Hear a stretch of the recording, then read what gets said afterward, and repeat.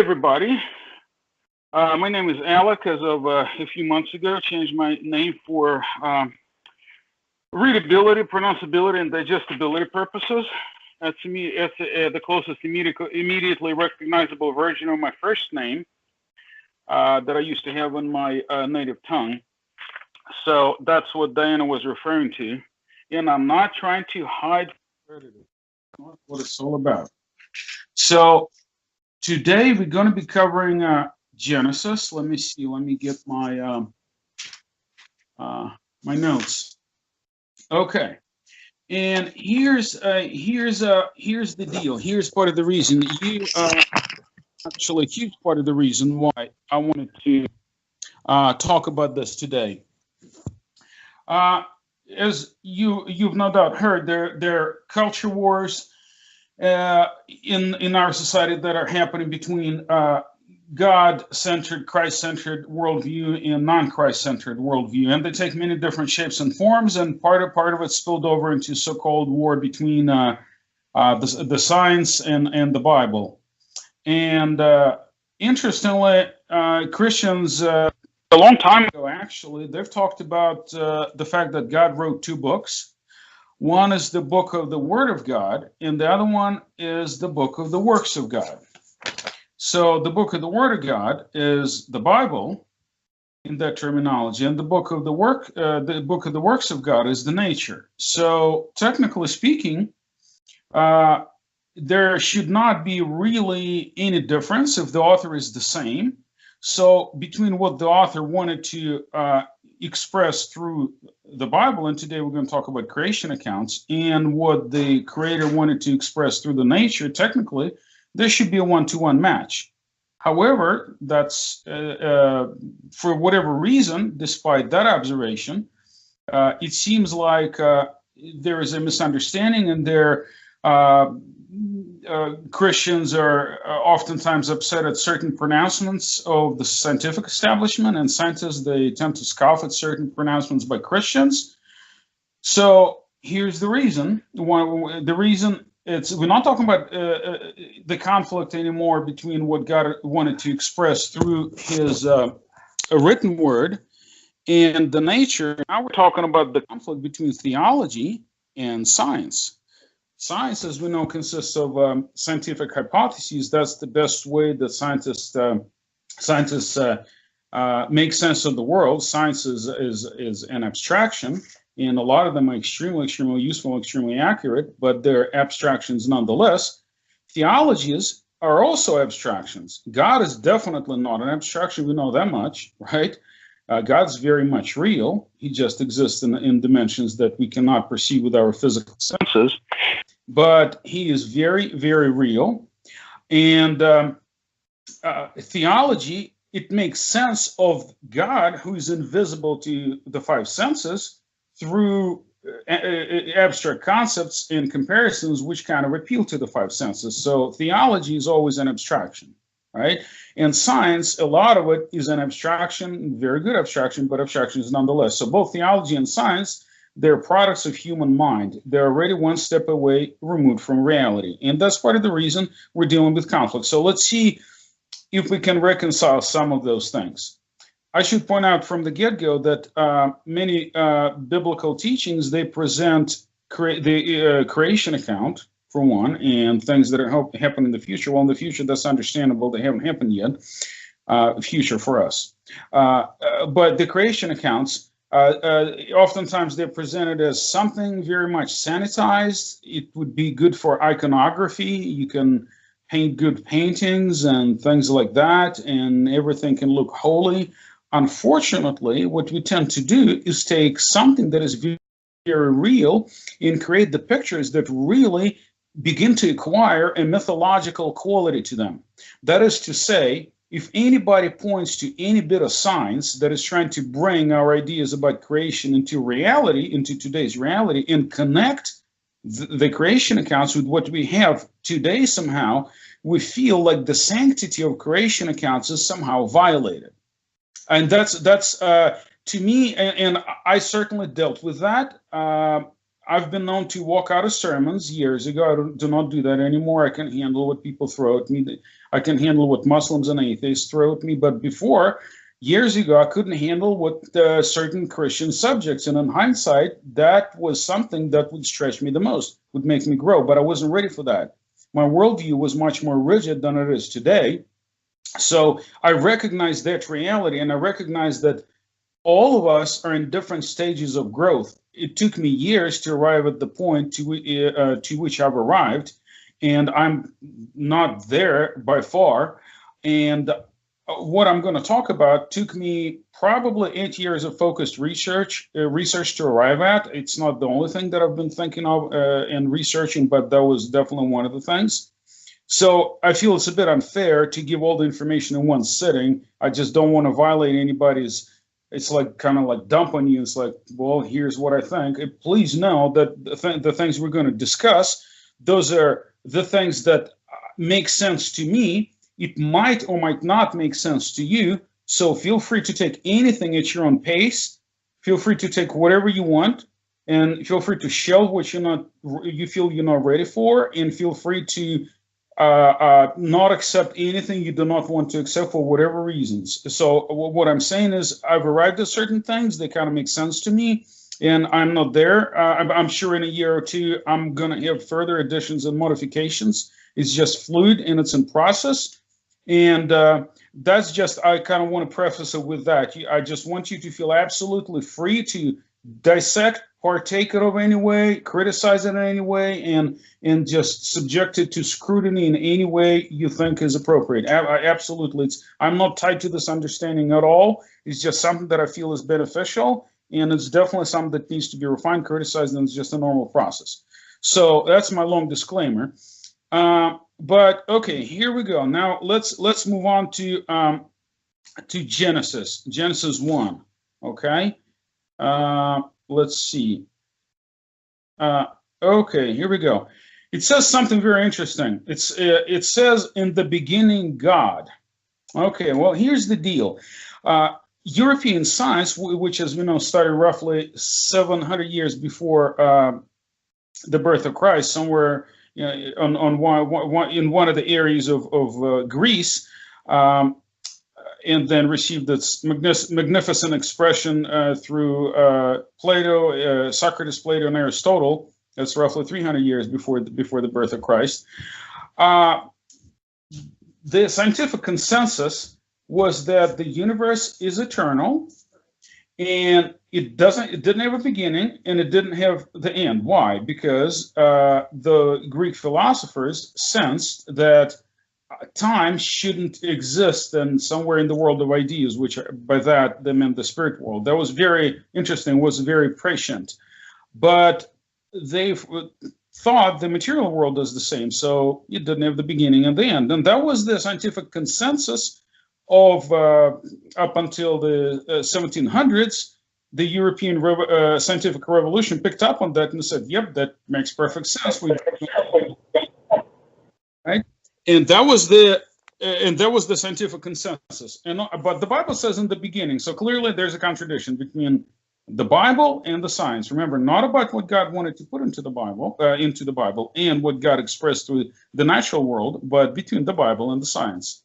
And that conflict persisted until roughly 1920s, when people began to create complex equations of the surrounding world, and Edwin Hubble was one of them, American mathematician and astronomer, and then a Russian physicist, Alexander Friedman.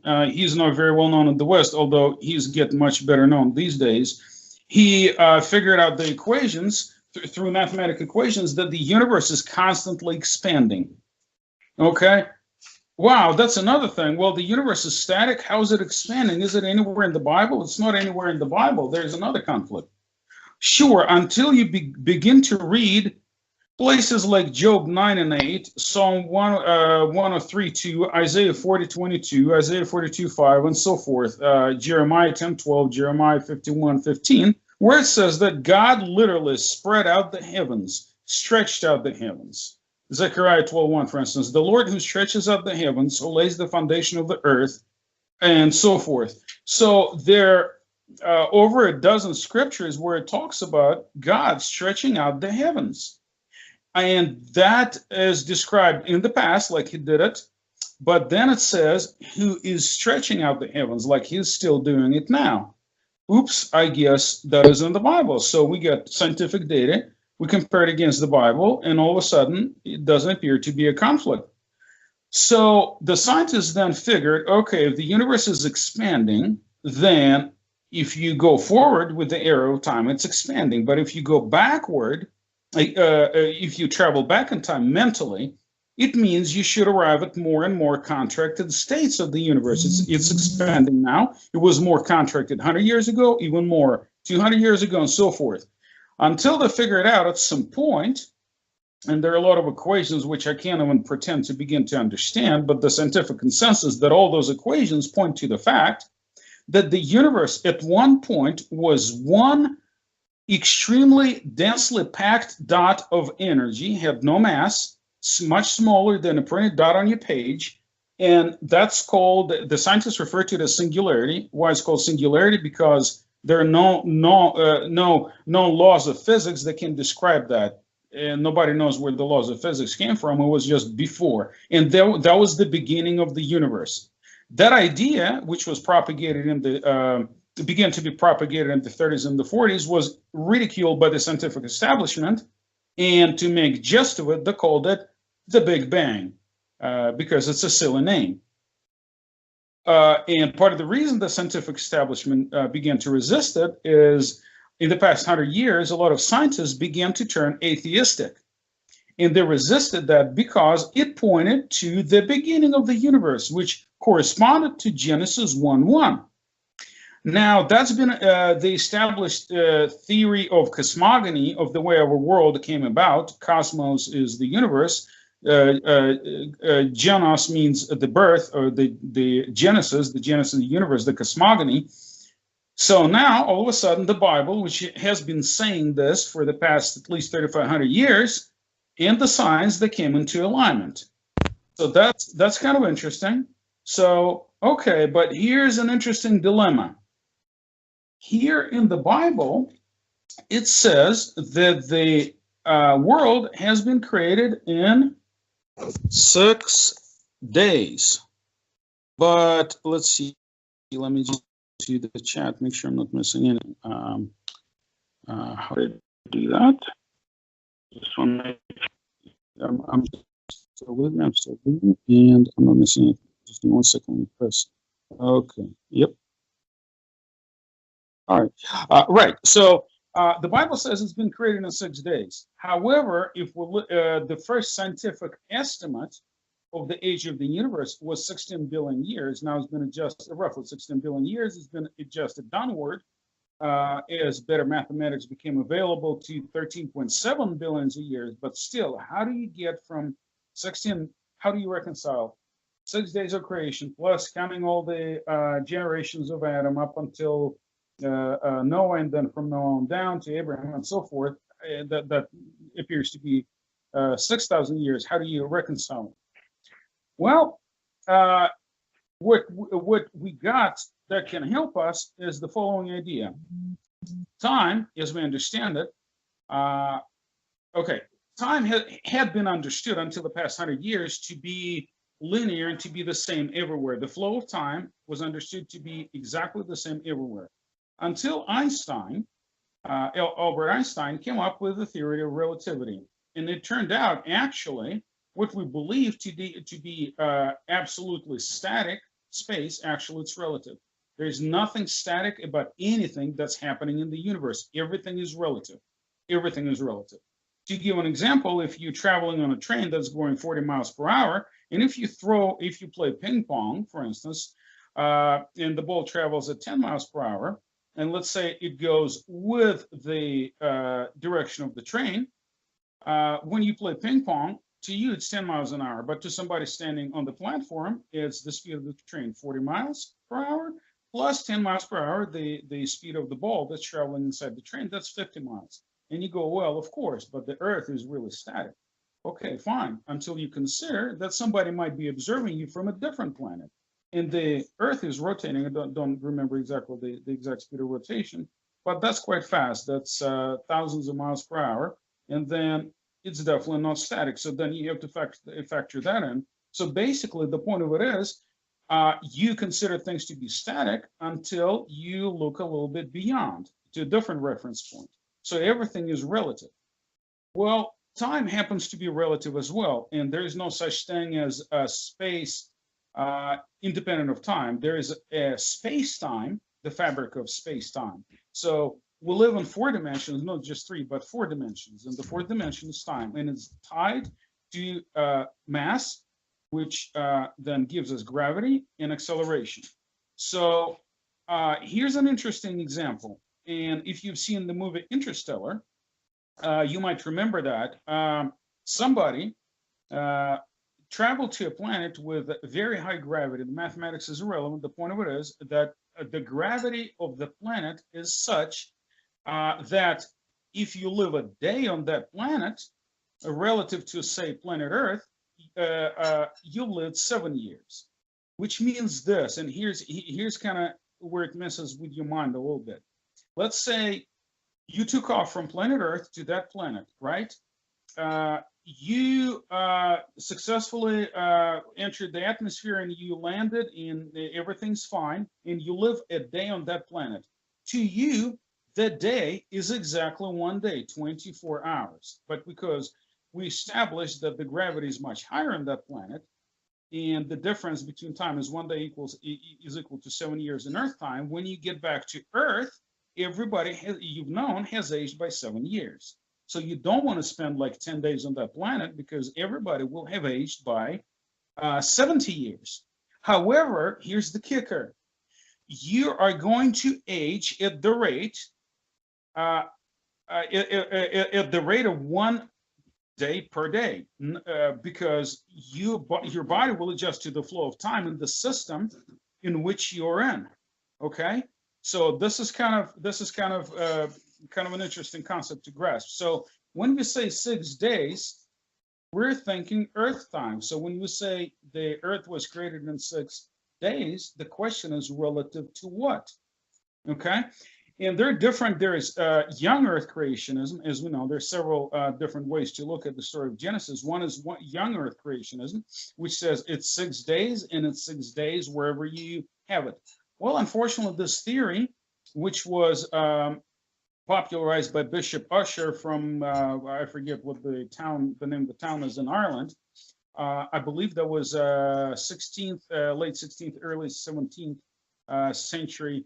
At that point, no better physics was available, so he just did straight calculations, and he figured the age of the universe was 6,000 years, right? So now that we know the relativity of time, we have to ask, where do we count the 6 days from? Okay, so then there's old Earthers, and they say, well, day doesn't really mean day. Day really means a long period of time, and certainly if you take that it matches the scientific findings much better, right? But then there's this little problem that day is no longer a day. So now you have to take it in a different sense, which is actually not an abnormal thing. We commonly do that. Let's say we say back in my day, we don't mean back in my day, we're not talking about a specific day, we're talking about an era of time, a period of time. So there's definitely some rationale behind that. However, we don't have to take either one of those positions. I just want to show you a different way. The rule of biblical interpretation, we take things in the most commonly understood literal sense, right? Which you have to adjust for different genres of literature. For instance, in the book of Revelation, when it says Jesus has a sword hanging out of his mouth and he has 7 horns, you don't want to do that. Otherwise, the horned guy would be Jesus rather than the devil. And by the way, in the Bible, it doesn't say the devil is a horned guy either. That's pop culture reference. But I'm just trying to make a point. So we don't take things literally if it's poetic or apocalyptic literature. But here it seems it just still says day and evening and night. It just seems, even though it's before the creation of sunlight and moonlight, but still those designations are the same. Let's see if we can reconcile it. somehow. Okay. Here's one interesting point. When did the time, as we know it, in the universe appear? According to one Israeli physicist, he's educated at MIT, has a double doctorate in nuclear physics, and he was involved in our nuclear programs in the United States before he immigrated to Israel, and his second doctorate was in oceanography. According to him, and I verified with a number of scientific texts, and please free to verify that as well, because I like doing that. I don't like taking people's teachings without understanding them. Time was created when matter took hold. Okay, so at first, the Big Bang model goes like this: before there were massless particles, energy and massless particles, like they're referred to as bosons. Photon or light particles is one of them. Okay, they created all the known matter and antimatter in the universe, and then matter and antimatter almost canceled each other. It's just there was a little bit more matter, and eventually matter survived. But before we get to that, matter was created from subatomic particles. So the first subatomic particles that appeared that are connected with the creation of matter are quarks. And at the time of quark confinement is when they appeared. The universe was 2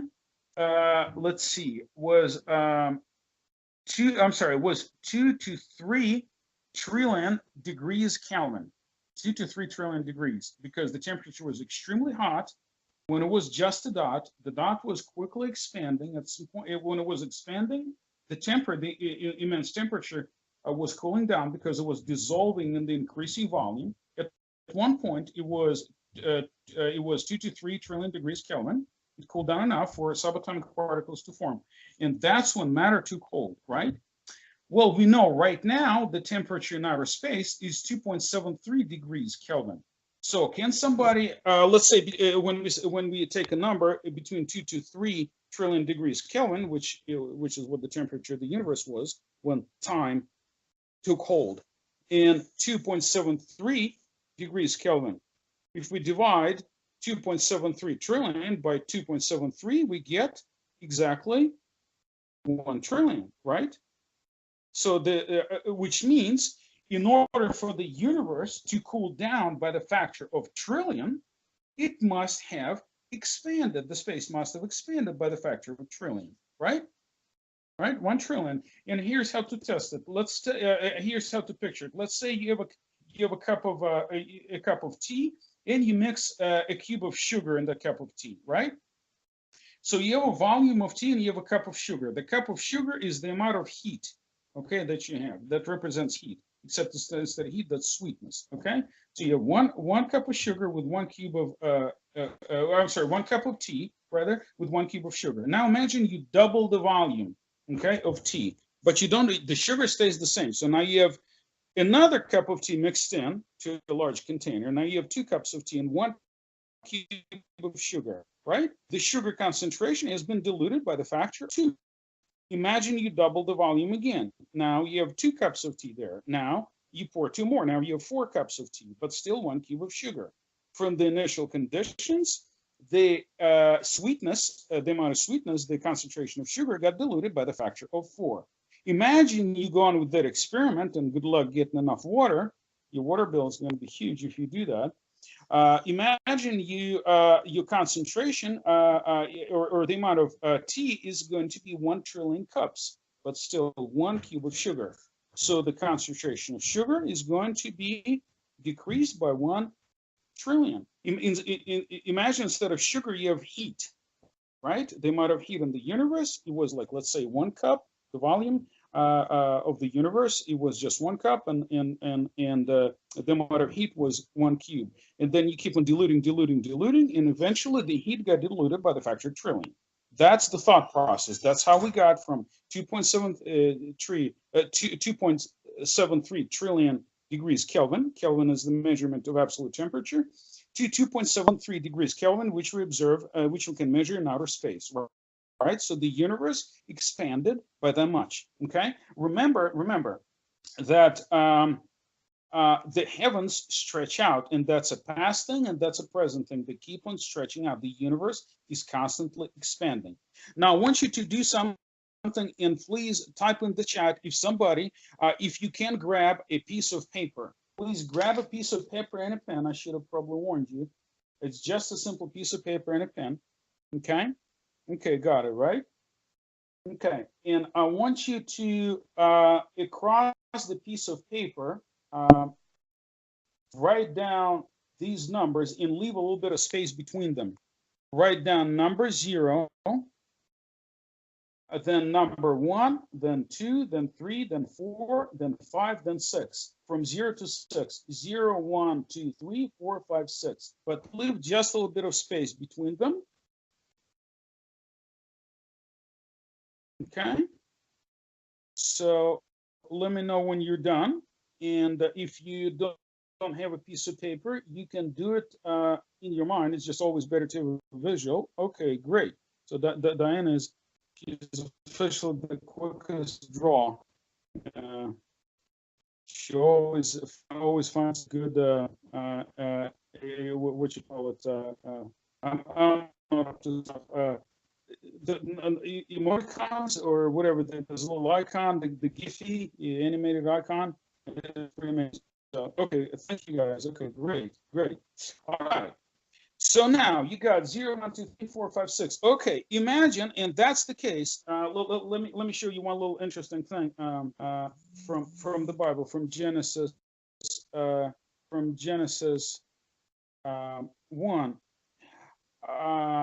If you read a literal translation of the first day, it says something like this. It's not the first day, it's day 1. Okay, when God created, it's Genesis 1:3. God said, "Let there be light," and there was light. And God saw the light; it was good. And God divided the light from the darkness. God called the light day, and the darkness He called night. So the evening, the morning were day 1. It was the first day 1. Why is it important? You would say, well, interestingly, a couple of Jewish mystics, Nachmanides and Maimonides. Nachmanides was a 12th century Jewish mystic. He figured out that the book of Genesis contains all the ages of the universe. And one of the tip-offs as to how it was written was the fact that it said day 1. Why is it important? Well, because if you say the first day, you already know. You kind of looking backwards and you've done everything. You go, well, back in the first day. Why do you say the first day? Because, there's more than one. But when you say day 1, it means the narrative is from the standpoint of that specific day, and there are no other days yet. That's why it's a cardinal number, not an ordinal. There is no order yet. It could be just one day for all you know, because you're in that day. Okay, you need first the next evening and morning sequence, and then when you have the next day, then you can call it the second day because it's second because one has already passed. So relative to the day 1 is the second day. So here's the crucial part. The narrative of the history of creation is from the standpoint of somebody who was there on every day, and it's taking you one day at a time from the standpoint of somebody who was there. In other words, it's not a retroactive narrative, okay? It's not like Moses, it's like, well, back in my day, back in that. No. He literally was there. Think about John the Revelator when he's standing before Christ and he's like he's like in the spirit and he's seeing all those things that would shortly take place. That's another subject. The word shortly. For him, it was shortly. For us, it could have a lot of it could have been in the past, but for him, it was shortly. Okay. But anyway, he was in the spirit. Okay. So think about the same thing. Moses was there with God, or at least he had the perspective of God. He was given the perspective of somebody who was there. That's the key point. Okay, it's not being told from earth timing. It was told from the timing from before the earth was even created. Okay, now back to our drawing. Okay, imagine somebody stands at the very beginning of time. Okay, let's call it point 0, before the first day has happened yet, and he sends you signal, a little photon, a little particle of light through space, which is marked with the number 0. It's literally, this photon has an inscription, day 0. Okay, and then that being, which would be God, goes about creating things. Okay, one day passes, which I'm talking about exactly 24 hours, and as soon as it's over, he sends you a little signal, a little photon, a little particle of light that bears an inscription, day 1.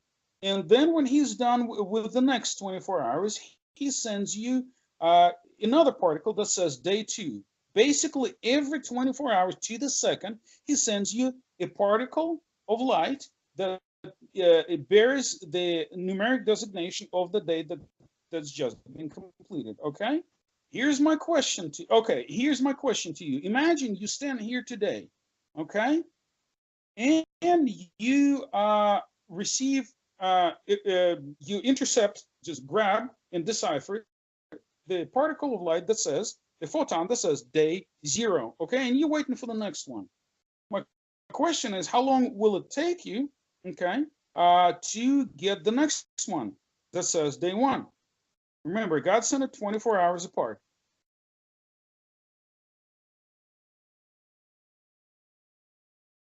If you want to type in the chat, that's exactly, by the way, how telecommunications work. If what I'm doing right now is you think I'm talking, I'm exactly 24 hours. Thank you. 24 hours, right? So between the first, between 0 and 1, 24 hours. Between 1 and 2, would it be the same? Since, again, 24 hours has passed. 24 hours again, right? And then between 2 and 3, between 3 and 4, 4 and 5, 5 and 6. So perfect sense. So it's 6 days. It should take 6 days. And by the way, the reason we're talking about it, that's how any kind of communications work. What we do is we, when I talk, the computer encodes my voice. It demodulates my voice and converts it from analog to digital, from waves to digits. Eventually it becomes ones and zeros. Ones and zeros are sent through wires at the speed of light, and then they're deassembled at your end, right, into ones and zeros are deciphered, and then they're turned into from digital to analog format, and then they're sounded out from your computer speakers or headphones, whatever you're wearing, or whatever you're listening to, rather. Right, so that's how we get communication about everything. That's how we determine the age of when those signals become imprinted in artifacts. That's the purview of paleontology. They look at things, they unearth things, and they figure out what age those things are, because those signals, they tend to leave imprints, and we can determine how old those signals are. We receive information in that way about everything, especially about historical events, from the imprints that the signals leave on specific artifacts. Okay, so now we've established that if I'm gathering the signals back, I should receive those signals in 6 days, right? Here's an interesting thing. We've established previously, just now, that the space through which the signals travel from the moment when time took hold until now, okay, the space through which those signals travel expanded by the factor of, do you remember which factor? Of 1 trillion, right? So take that piece of paper and write a little, like a curly bracket, like a little line, something like that, that would connect 0 and 6. Like a little line underneath your sequence 1, 2, 3, 4, 5, 6, little line. Just make sure you don't do it through, but under, between 0 and 10. So you got a space of 6 days. That gives us the space of 6 days, right? And right times 1 trillion.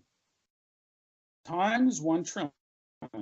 Because the space, which those numbers represent 0, 1, 2, 3, 4, 5, 6, it was 6 days. We established that. But now that's literal space. On the sheet of paper, what you got is a space of 6 days. That's what this piece of paper is. That's your representation of space. since you can't stretch the paper by the factor of trillion, that would be very, very expensive. It'd take a very long time. So just write a line underneath, write a little thing underneath and say times 1 trillion. And imagine now the piece of paper got stretched by the factor of trillion. So if anybody got a calculator, if you can do math in your, that one you should be able to do in your head. If 6 days got stretched by the factor of trillion, how many days do you have? You get 6 days, and they get stretched by the factor of 1 trillion. How many days should you have? Thank you, 6 trillion, exactly. Okay, 6 trillion days. Well, now you need either a calc program, or if you got one of those calculators with actual buttons, it's time to pull that one out. Let me know if somebody can get hold of that. You can type a few zeros, or alternatively, if you got a phone and you can talk to Siri or OK Google or whatever your best digital friend is. Either way, let's figure out how many years that would be. 6 trillion days. That's how long it seems the signal has traveled from the beginning of time until it got to us. So do something like this, either in the calculator, and remember 1 trillion is 12 zeros. So 6 trillion, 6 with 12 zeros. So either say, okay, Google, what's 6 trillion divided by 365? Or just go ahead and say 6, type 12 zeros after it, and then divide 365. And let me know what you get as the result. That would be the number of years. We want the years now.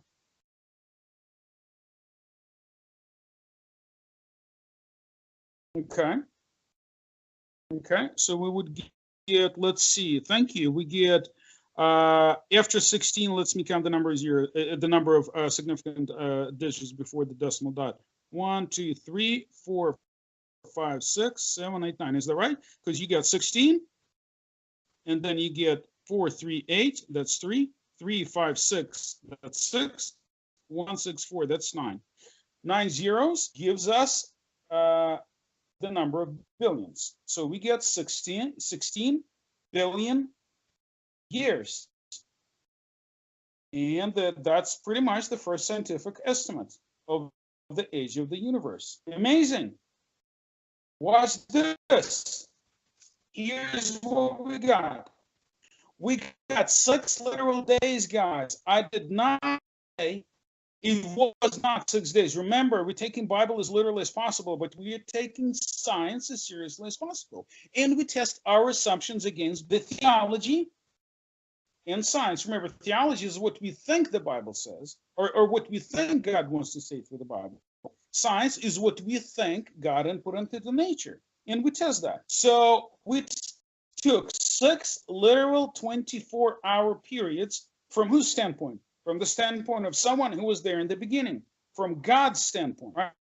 And then we took the age of the universe, that all the scientific equations for the past almost 100 years have pretty much come, and we got almost 1-to-1 match. And if you take the fact that the universe does not expand linearly, but there's a 10% fudge factor, and then then we calculated the complete number of days, 6 days, whereas in fact we could have stopped somewhere in the middle with the time.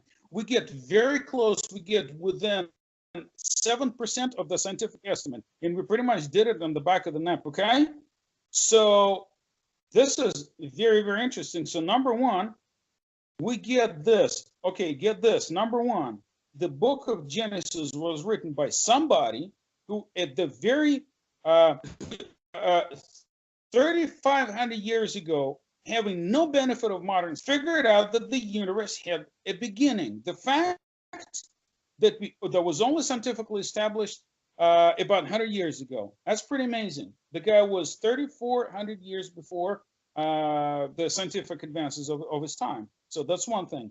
The other thing, he did not have the benefit of modern science. He had no clue about the relativity of time, clearly, okay, in terms of like, he got the revelation from God, who obviously knew everything about the relativity of time. God did.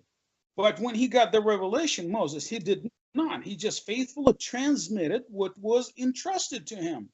That's where we get the inspiration. You can get the inspiration, you can write things down, and it would not be known until it could be hundreds of thousands of years later, which actually gives us a tremendous authentication of the book of Genesis. I'm telling you guys, this is completely insane. We spend billions of dollars, hundreds of billions of dollars by now, okay, on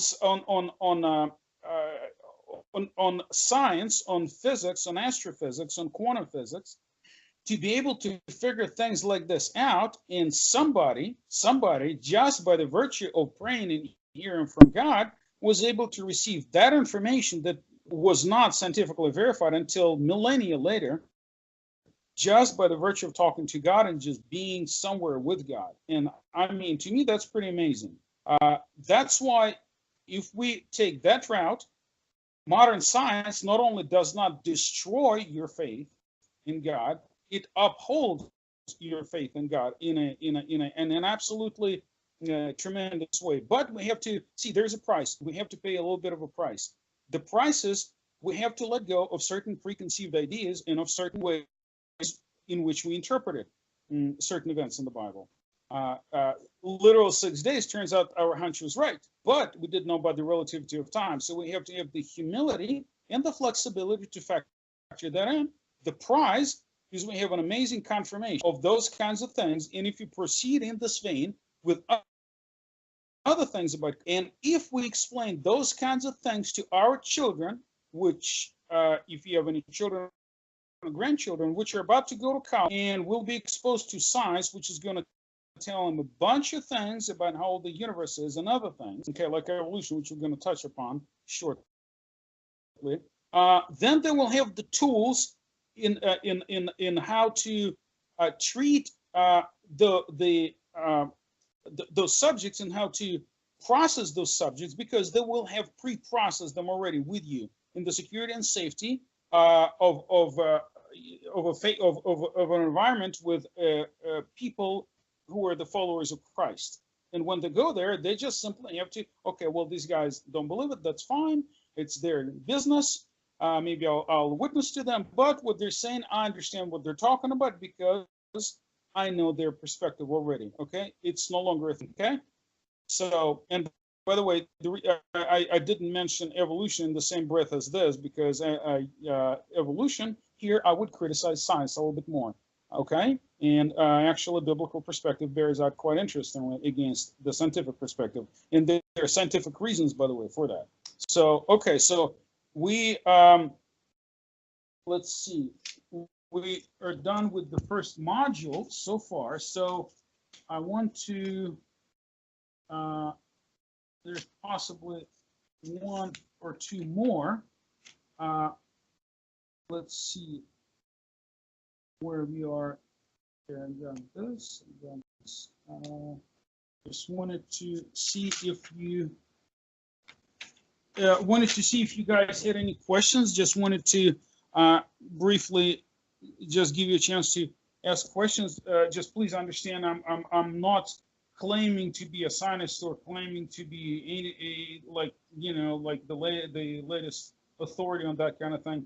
I am simply trying to just share from my research, and it's actually not my not my research. My research is haven't gotten a hold of somebody's research.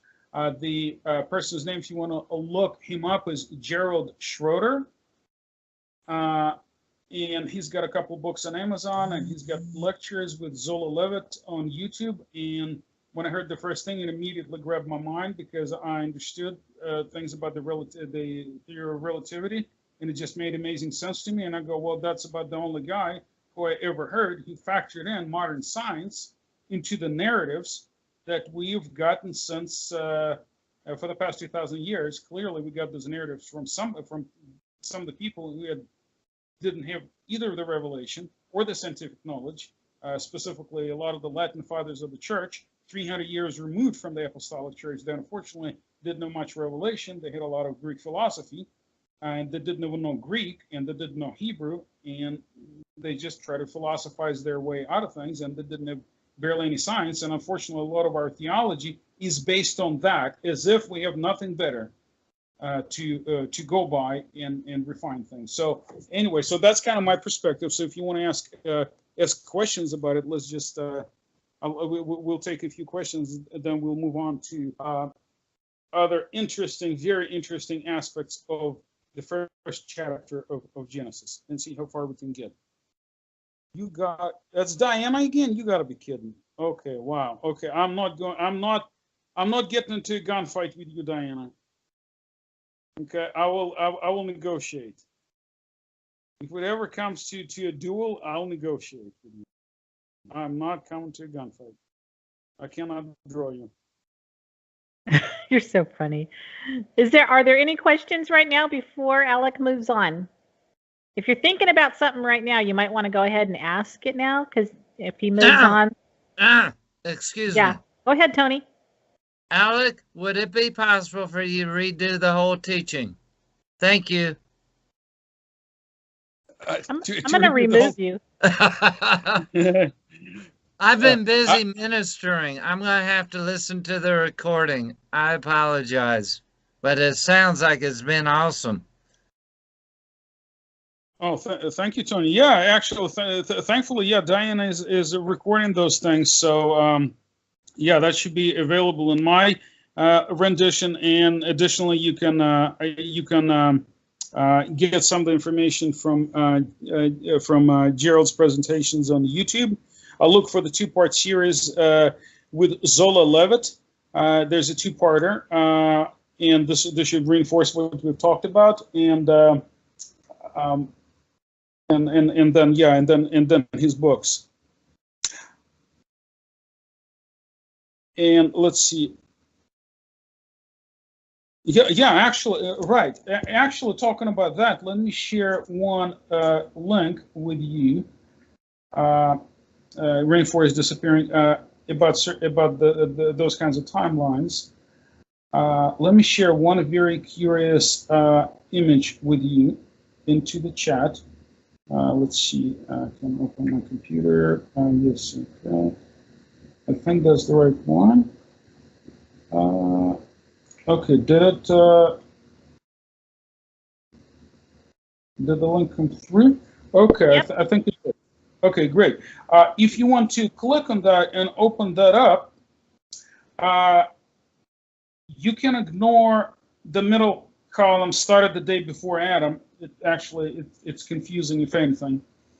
But let's take the age of the universe to be, just to have a nice round number, to be 16 billion years. I'm talking about from the Earth's perspective, not the perspective of somebody who was there in the beginning, because from his perspective, it's 6 literal days. Right? From our perspective, it's 16 billion years. Okay, you can do the same math for 13.7 billion years, and just do the same thing. The key point is that due to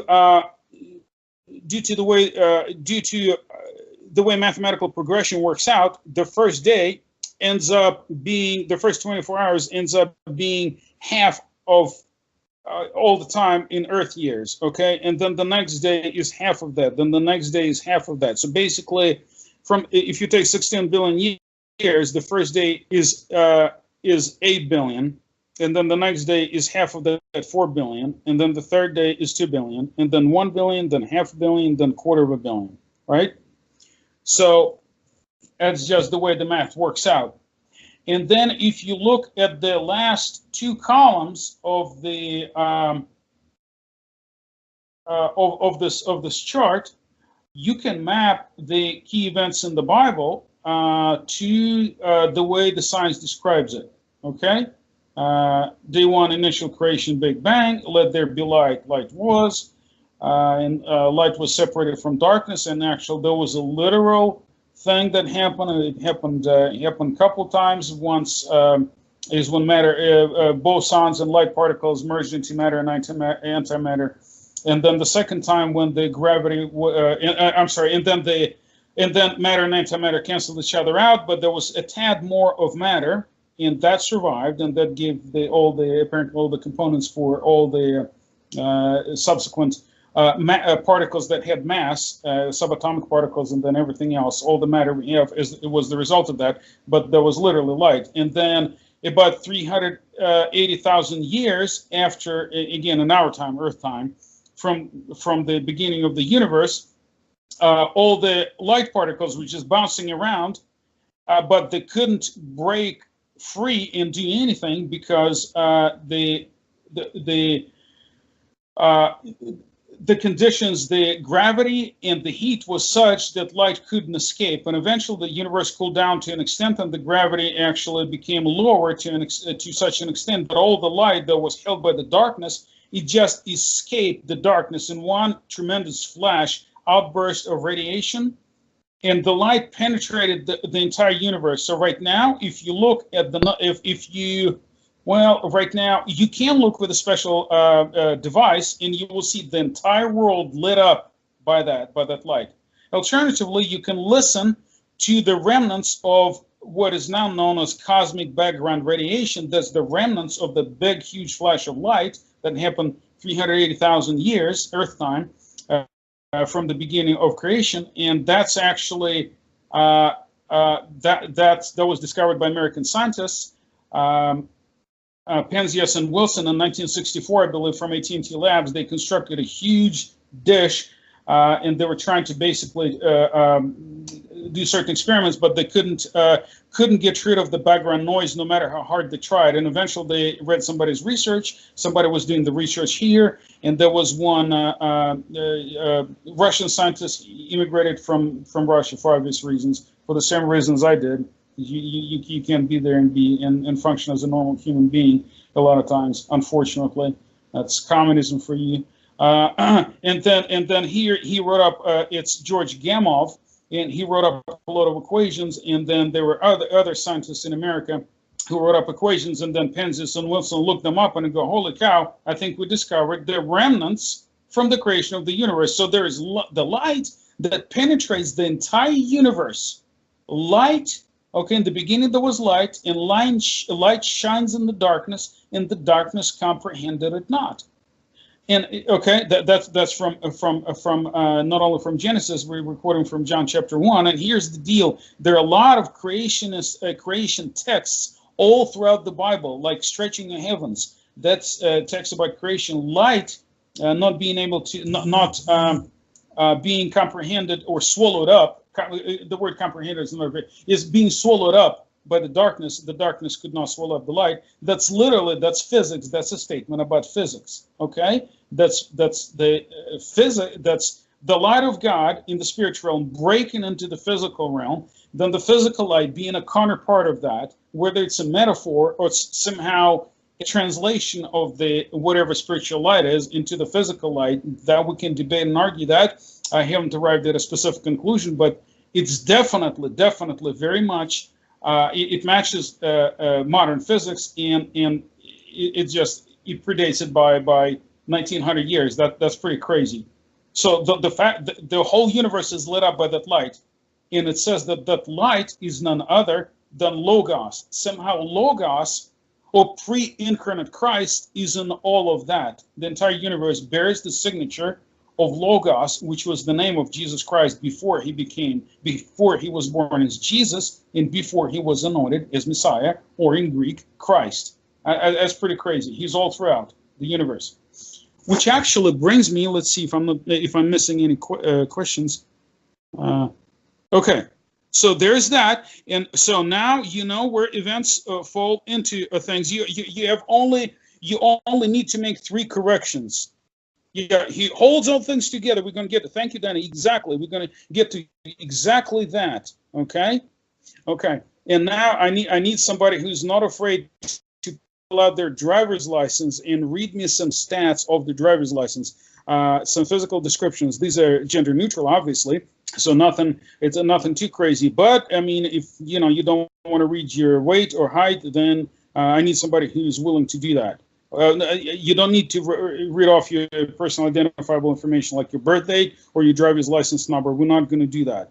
With just some physical characteristics, and there's a reason for that. Oh, somebody wanted to read their birthday, I think. or something. Oh, that's a wrong. Oh, no, wait, sorry. That's a different. I consonant. will, Alec. Awesome. Thank you. Okay. Here's right. So I'll just say this. Okay, before Tony does that. You have to make three corrections. Three little. I give you three little asterisks to this chart. One asterisk is the sun and the stars became visible on the fourth day. Okay, it says they were created on the fourth day, right? But remember, the Bible uses phenomenological language. It doesn't use scientific language. Here's what I mean. Scientific language would tell you that stars are much bigger than, let's say, Earth, right? However, phenomenological language, phenomena is things as they appear. Science studies things as they are. But phenomenological language, it tells you the things that they appear. That's from the Greek, from pheno, appearance, right? Nomos is like law. It's like law of appearance, or things that are relative to you. So relative to you, stars are tiny, but the Earth is huge. Okay, that's the kind of language the Bible uses. So when it says certain things, like for instance, sun and stars were created, you could treat it in two different ways, whether they're created from nothing or from your perspective, whether they became visible. And we'll touch upon that in a little bit. So that's day 4. Okay, you have to make a little bit of an adjustment. Then when green plants were created, keep in mind that the word there are a couple of words. One is just vegetation. One are plants that have a fibrous stalk and a root. Okay, that could mean trees, and that could mean plants. So you have to make that adjustment. Okay, and then when it says winged creatures, it's talking about any kind of winged creature. It can be talking about a bird, and it can be talking about other winged creatures like insects. Okay, it's just we think. We mostly think somebody with wings. We read those texts and we think, well, like specifically, seems like it's talking about birds. It's anything with wings. So those 3 adjustments, and then this chart fits science like hand and glove. And I'm talking about like real hand and glove, not like O.J. Simpson hand and glove. Actually, that one fit too, by the way, I think. So it does fit. Okay, if it fits. If it fit, you must acquit. I think that was the line. So we must acquit the Bible and we must acquit the science because they fit. Look, I probably shouldn't be using anything else from the defense attorney, O.J. Simpson. That was probably in bad taste. Okay, anyway, moving on. Now, here's the deal. Let's find something out about Tony. Let's say we found Tony's driver's license. What are some of the things we're going to see there? We're going to see Tony's picture. And I guarantee you that Tony's picture and the driver's license, it looks like Tony in real life, except Tony is 3-dimensional or 4-dimensional with time, but the picture is 2-dimensional. But that's good enough. But let's say we wanted to find out a couple of more things about Tony.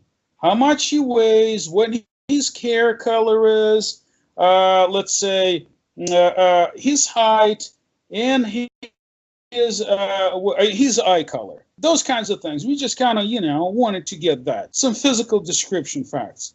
So, Tony, if you hold your own driver's license, do you think if somebody finds your driver's license by looking at it, you think they can get that from the driver's license? Yes. Well, kind of. Yeah. Does it indicate your hair? Well, I got you. I see what you're saying. What hair color does it indicate? Brown. Brown. Okay. See, yeah, Tony invalidated that because he wears the color of heaven. It's an amazing color. Where's the color? Right. Blue, yeah. He's got illegal hair. Well, that's okay. I don't think it's criminally punishable. It's. But let's say, yeah. Or let's see. What about your eye color? Does it indicate there? Brown. Brown. Awesome. So now we're getting some physical description. What about your weight? Does it indicate that? 135. All right. Awesome, man. I got ways to I'm not going to say mine. Okay, I should. Okay, after you read from yours, I'm not reading off of mine. And then, what about your height?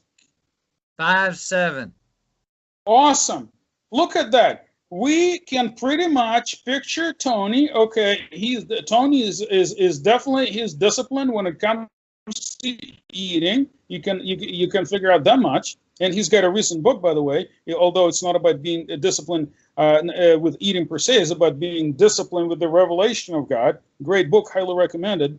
As are the previous 3 books. I got a lot out of them. The books about healing, in particular, that's my honest opinion, not because Tony's on the call, I'm talking to him, but because I really believe so. So far, these are the best books on how to receive healing for yourself out of everything that I've read, and I've read whatever I could get my hands on. But anyway, we can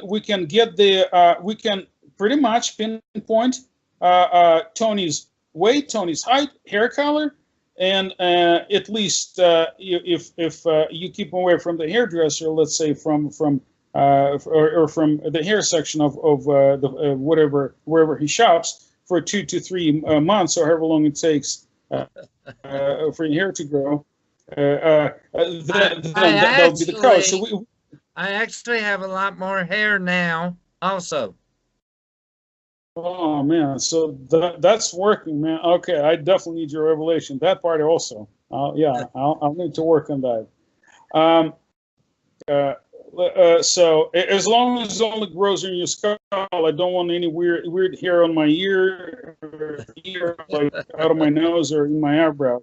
It has to be targeted. Okay, so if that works, then I'm all ears. So now we figured out some things about Tony, about the physical description of Tony. Now imagine right now you pull out the driver's license that God lost somewhere.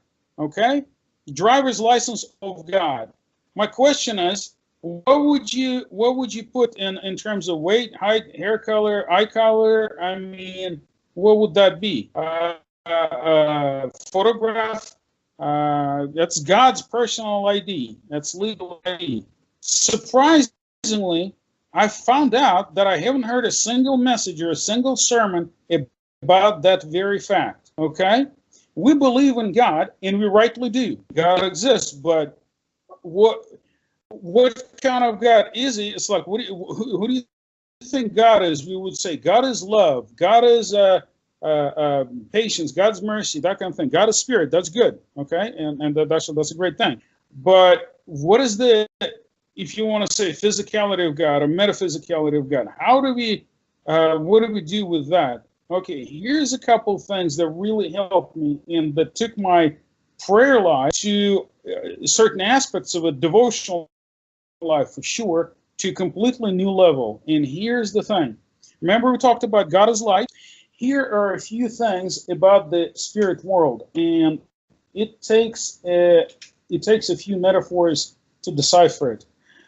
Okay, let's start. In the beginning, God created the heaven and the earth. Okay, well, Hebrew exegesis, or a way to interpret the Bible or extract meaning from the Bible, it's at least 4 tracks of information. It's decoded by the or denoted by the moniker of Pardes, or paradise. Pardes is a Persian word. Paradise is a Greek word. And by the way, it's not heaven. Paradise is not heaven. It's a garden. That's all it means, a garden. So we're talking about the Garden of Eden. The reason we can refer to it as paradise in a sense of like heaven on earth, because that part was indeed heaven on earth. That's where heaven and earth intersected very directly. But all in itself, it just means a garden. That's all it means. So just remember, when you think what Jesus said, today you will be with me in paradise, you need to put the comma in the right place.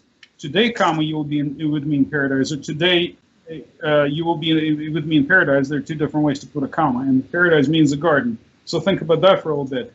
But paradise means P is Pardes, is a literal meaning.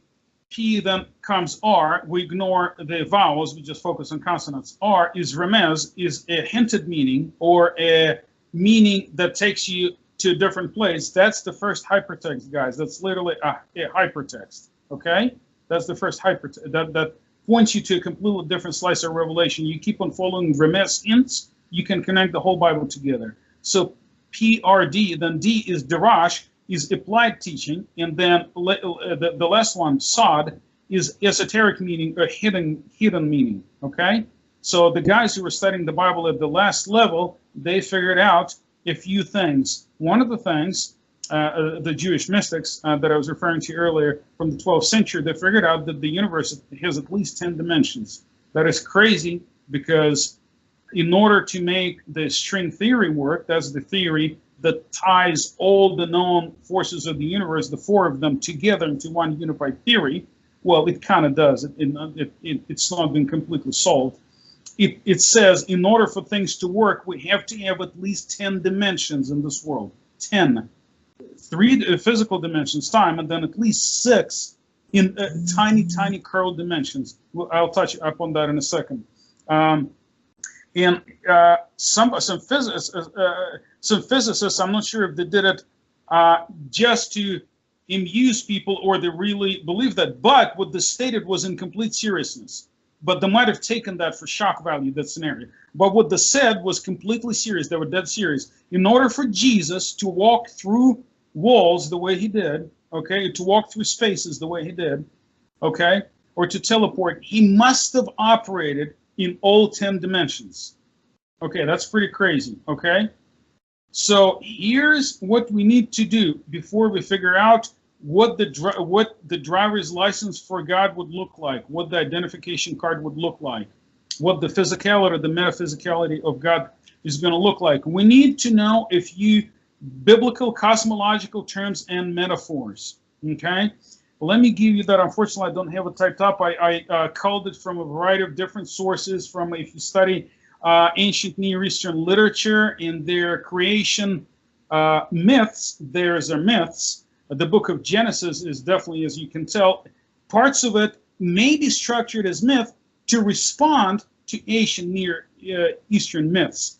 Part of it stylistically, but it's definitely not myth in terms of fiction. It's not fictional at all. And if you read ancient Near Eastern creation myths, how gods fought and one God tore up his mother in two, and from one part he created earth, and from the other part of her body he created heaven. It's I mean, obviously it's like, it's you know it's fiction, but this creation account, it's very it has huge scientific undergirdings. But the metaphors that those creation accounts use and what the Bible uses, they're similar in a lot of ways. Bible is using them to be able to immediately understood by everybody in the ancient Near Eastern world, because remember, that was the target audience. Okay, so when we talk about earth, there are at least 5 meanings. We can talk about soil, we can talk about dry land, we can talk about land in terms of certain boundaries for a particular nation state. We can say American land, our homeland.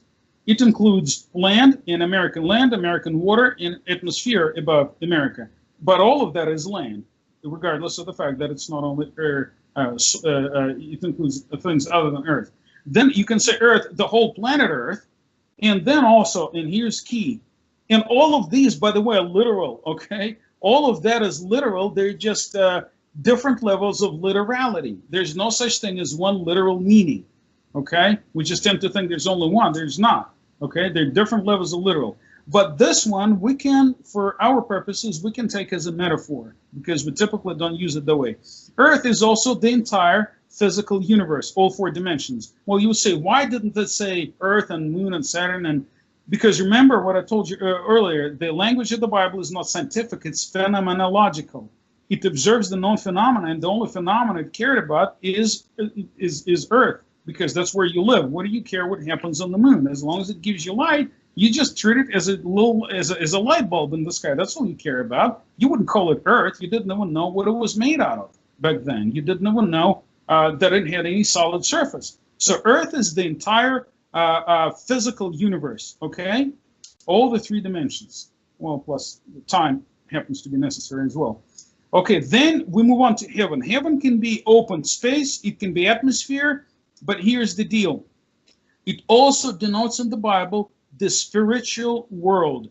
Okay, in the spiritual world, again, remember I told you in the beginning, we tend to sanitize biblical narratives and present them in terms that are suitable for like little pictures, and we create unknowingly from very reliable literature, we create something that resembles the myth. Spirit, well, it's not real. Anything we don't understand, we're going to call it spiritual. That's not good enough. No, we can't do that. We're like a doctor, gastroenterologist. He cannot diagnose what's wrong with your stomach, and he just says, irritable bowel syndrome, IBS, irritable bowel syndrome. It means something's wrong with your stomach, but I don't know what it is. That's just a term, okay? Or something is wrong with the way you breathe, and they can't diagnose it. They don't know if it's your lungs or your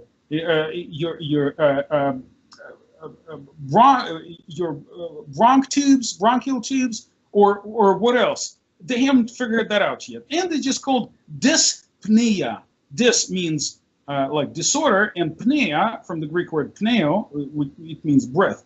We get pneumatic from here, okay, pneuma from here. So dyspnea, something wrong with your breath, okay? We can't do that. We can't just come up with the term spiritual and just stick everything there that we don't know. No. Spiritual world is a well described but not physically perceived sense of an invisible dimension where God happens to reside. And it includes several dimensions, not just one, but apparently, if the modern science is correct, and I believe at least that part it is, it's at least 6 dimensions. You may ask, how did those dimensions come about? Physically, during the Big Bang, when the universe was rapidly expanding, everything was, remember, smaller than a dot on a printed page. Everything was expanding, but some dimensions, the 3 dimensions, they opened up, they unwrapped, and everything exists in those dimensions. But some of them, they stayed tiny, sub-microscopically tiny. They stayed curled up. They didn't unwrap.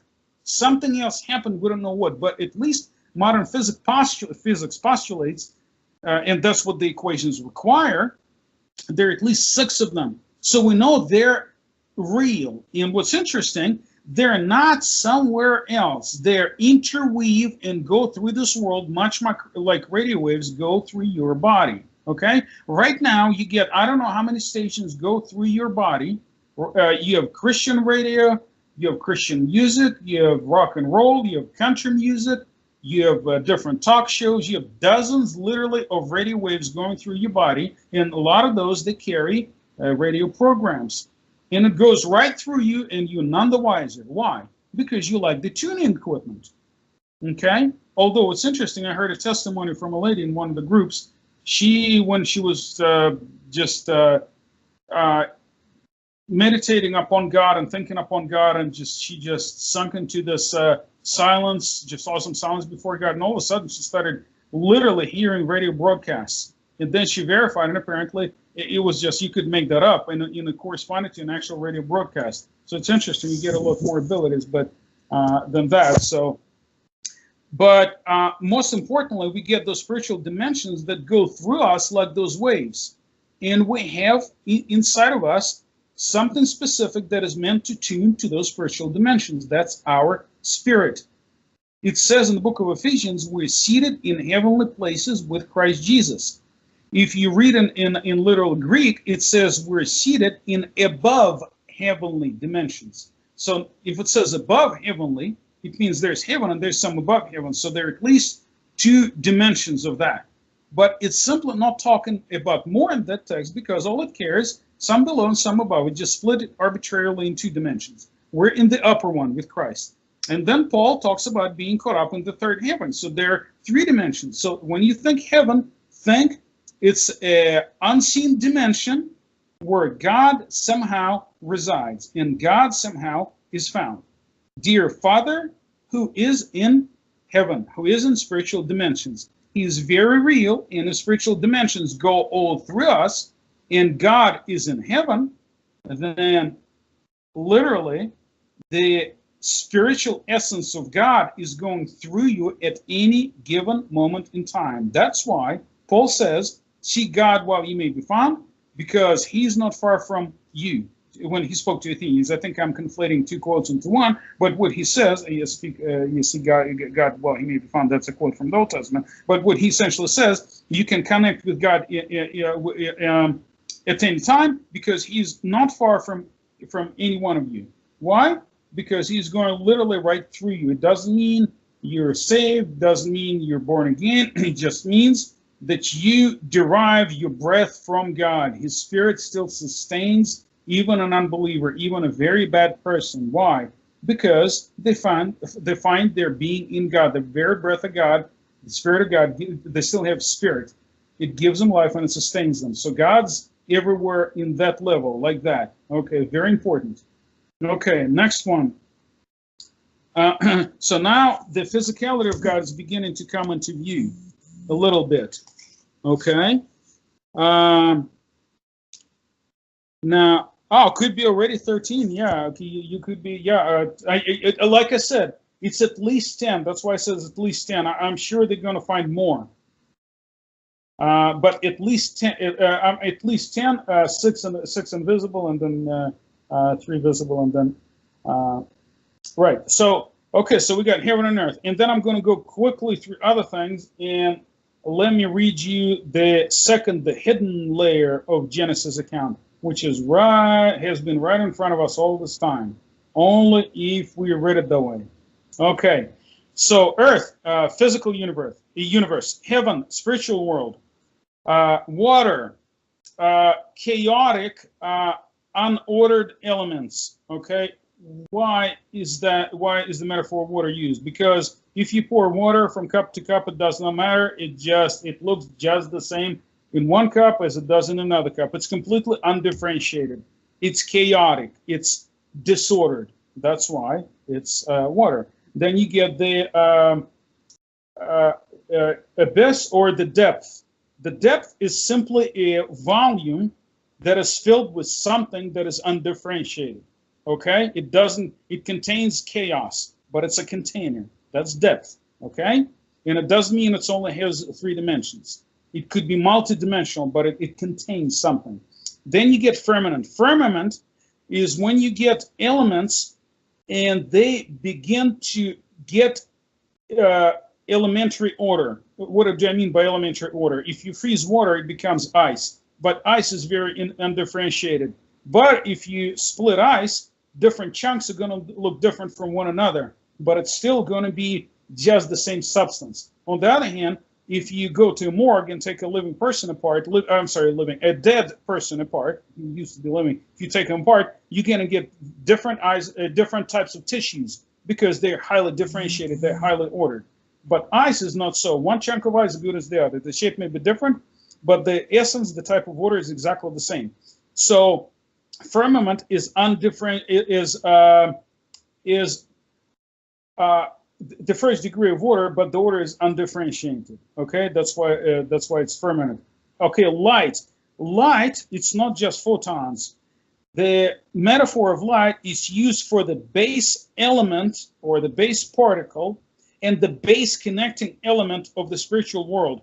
If your body is literally not held together, but nourished by vast networks of blood vessels and capillaries, your entire body, it's going to be miles. If you stretch all the capillaries out and all the blood vessels, it's going to be miles of them, literally.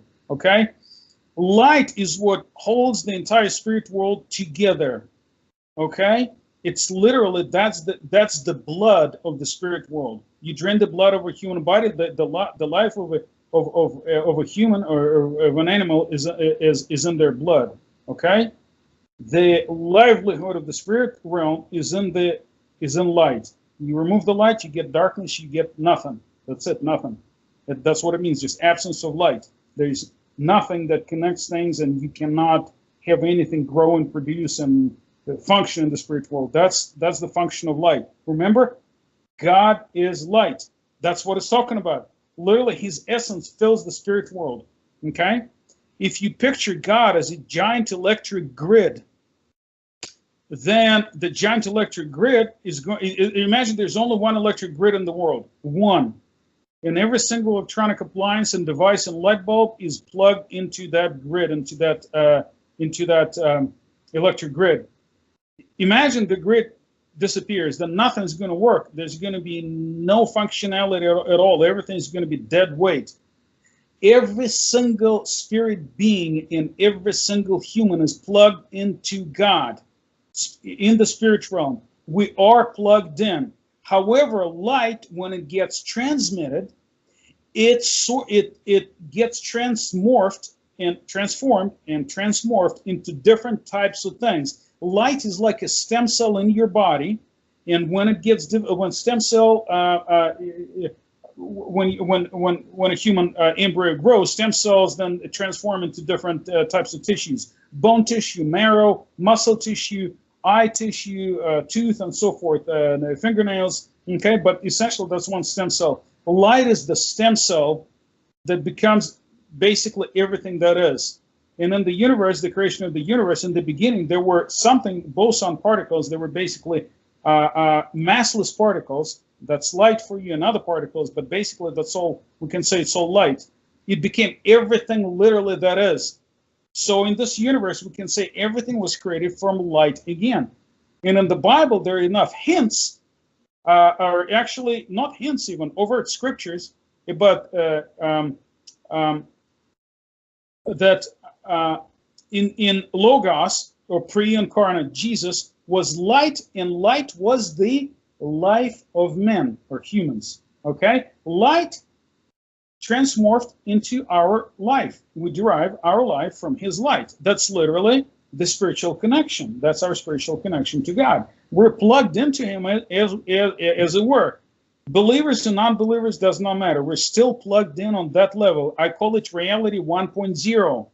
Redeemed reality, what Christ has accomplished for us, is reality 2.0. Okay, that's a little different. That's where we get immortality and those other things. Okay, and we can minister that, and we can plug into that as believers. That's quintessential. That's the whole idea for Jesus coming. He created reality 2.0, and I'm not going to get into that, but the whole idea behind Calvary is it created a vast network of the second layer of reality, through which we can get healing, immortality, and everything else. That's the fabric through which the world is meant to be transformed. That's what it's all about. It's not just forgiving you of your sins in terms of, although it's important, but that's not just that, like moving things from from the sin ledger, from debit from credit to debit. Now you no longer owe God, and now you can accumulate things, and then it's like a sin ledger. A lot of teachings coming from Latin fathers of the church, they focus on that. That's not it. That's a very small part of the picture. God created a huge infrastructure, and we can tap into that, and it's our today's possession, immortality and healing and all those other things. It's easier said than done, but that's the truth, and there's no two ways about it. That's just what Jesus accomplished, okay? But light is that level of, basically light is what it means. So God is light in the physical realm, and he's also light, believe it or not, in the physical realm. And that was first a massless particle. It's just pure energy, and then it became mass. I'm not saying that the light here that you have right now is streaming through your computer screen, cell phone screens, and from your light bulbs is like God, and that's all that there is. But I'm saying that is upheld by the word of his power.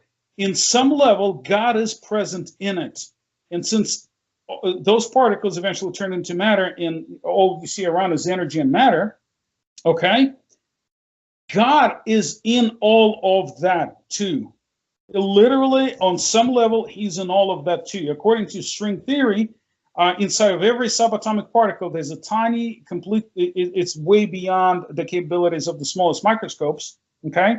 There are particles, I'm sorry, there are little filaments that it's like a little thread that just kind of curved in a sinusoid wave, and it constantly vibrates. Remember, when God spoke word, he didn't have vocal cords. He just issued a vibration. Okay, and the vibration, it says God sustains everything by the word of his power. God sustains everything by the vibration, and it gives power to everything. That's what I believe this filament, at least I'm not going to force my case, At the very least, it's a tremendous metaphor. It matches the vibration of God, or the voice of God. He didn't have vocal cords, he issued a vibration, and that sustains everything. But I believe there's more of that. There's some level of God present in there, okay? Obviously, if you break the light bulb, or if you hit matter and break it, if you hit like your, I don't know what you have on your table, a plate, and break it, you're not hurting God. It's not connected to God via nerve cells.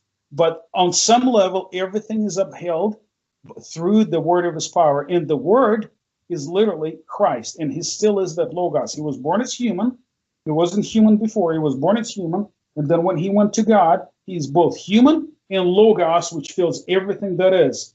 And if you're in Christ, you're also connected to everything that Christ is connected to, which is everything in the spiritual realm and everything in the physical realm.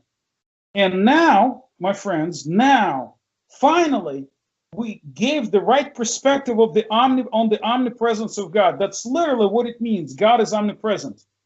From my experience, when people say God is omnipresent, they give the concept lip service.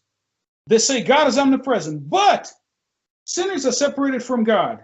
Really, when that God's not omnipresent, if sinners are separate from, and I understand there's a level, they're separate from certain things about God, okay, from his revelation and from a lot of aspects of God. Sure, yeah, I'm with that. But when you say they're separate from God, that's a blanket statement. It means that God is not everywhere. He's not in sinners. Or when you say, well, hell is separation from God, or when you die, death is spiritual death, it's separation from God. When you say it in an absolute sense, it means that something does not finds its existence in God, therefore it's self-existent. Therefore, you can exist some other way other than God. Therefore, you can be an autonomous human being. No. We cannot. Even the worst atheist and the worst demon exists because God gave the physicality for them to exist. What they do, they corrupt everything about those gifts, and there will be a day of reckoning. Everybody's going to give account for what they did with how they derived their essence from God. Okay? If you think about demonic or things like this, think about a huge field of light, right? Imagine a being is plugged into the field of light. They're meant to absorb light and transmit it somehow to somebody else. Instead, they suck up all the light to themselves to produce a livelihood out of that, and they live off of that light.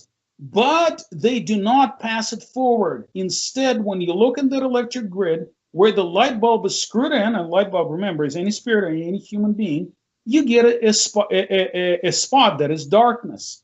Why? Because all the light they absorbed on themselves, and they transmit darkness around. Imagine there's a group of those beings congregated all in one area, roughly. Let's in the spirit world, it's not localized, so it would be a different concept, wouldn't be area. But let's say we use the word area, okay? In here it would be area in the physical sense, okay?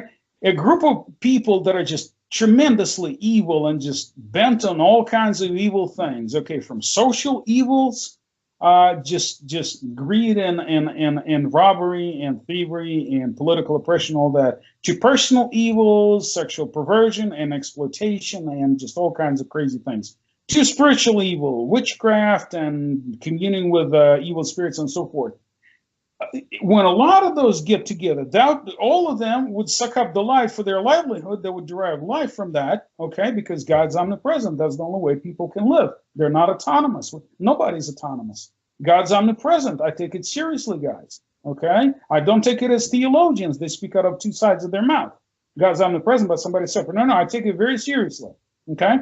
So they derive their livelihood from God. They suck up all the light, and instead they propagate the works of darkness, which means all that area where they abide is a realm of darkness.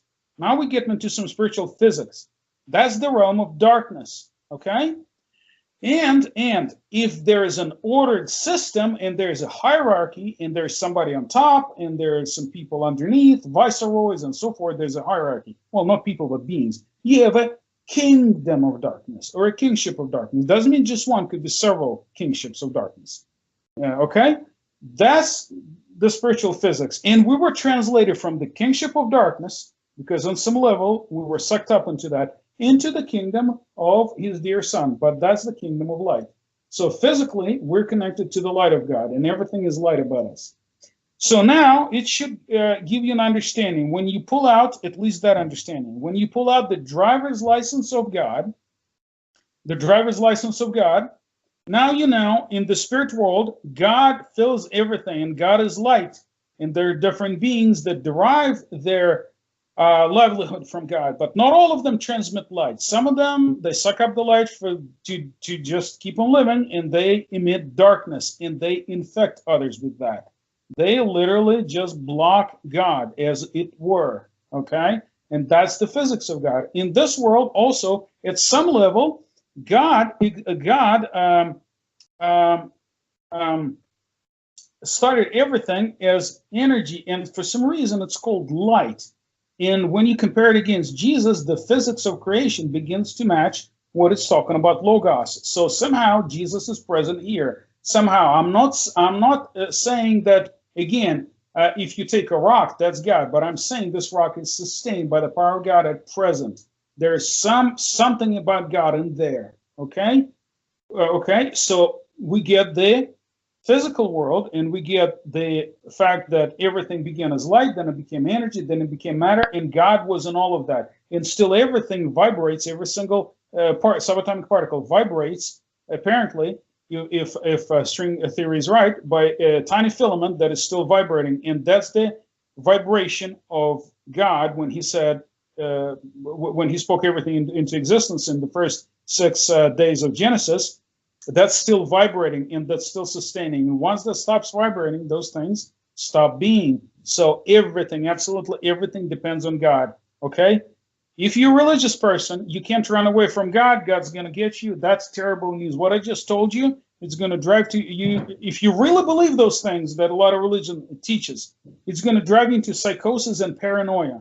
If it doesn't drive you into psychosis and paranoia, if you buy into religious teachings that God's going to get you, God's going to do this, God's going to burn you alive forever just for being born human, and does that, the other. If you really believe that, if you don't just give it lip service, but you really believe that, it will definitely drive you into psychosis and paranoia, what I just told you, because God's everywhere. You can't run away from him. You can't just be offended at God and be an atheist, because God's still sustaining you. You're just separating yourself from a lot of aspects of God. And you're on your own. You're in creation 1.0. That's still unreformed and unredeemed. But if you believe that God's for you, God wants the best for you, God's rooting for you, God hopes all things, believes all things about you, God knows your destiny, God knows it's good, God knows you have a part in his plan, it means there's nowhere you can go where you can be separate from God. God is as far away from you as you. He's not far at all. He's all through you.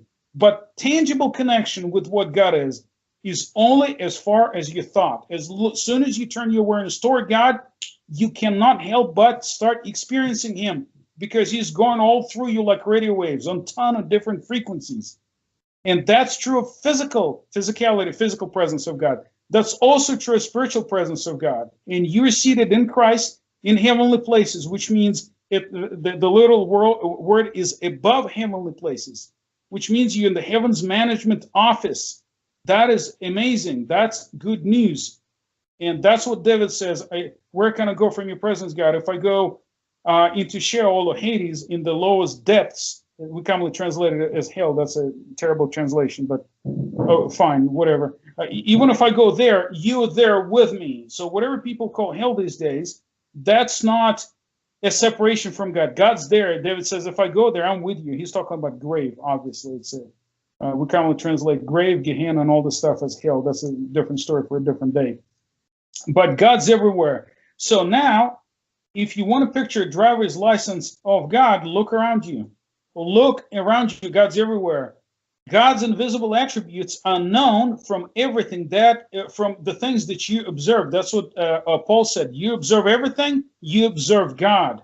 How do you take care of God? God's present everywhere.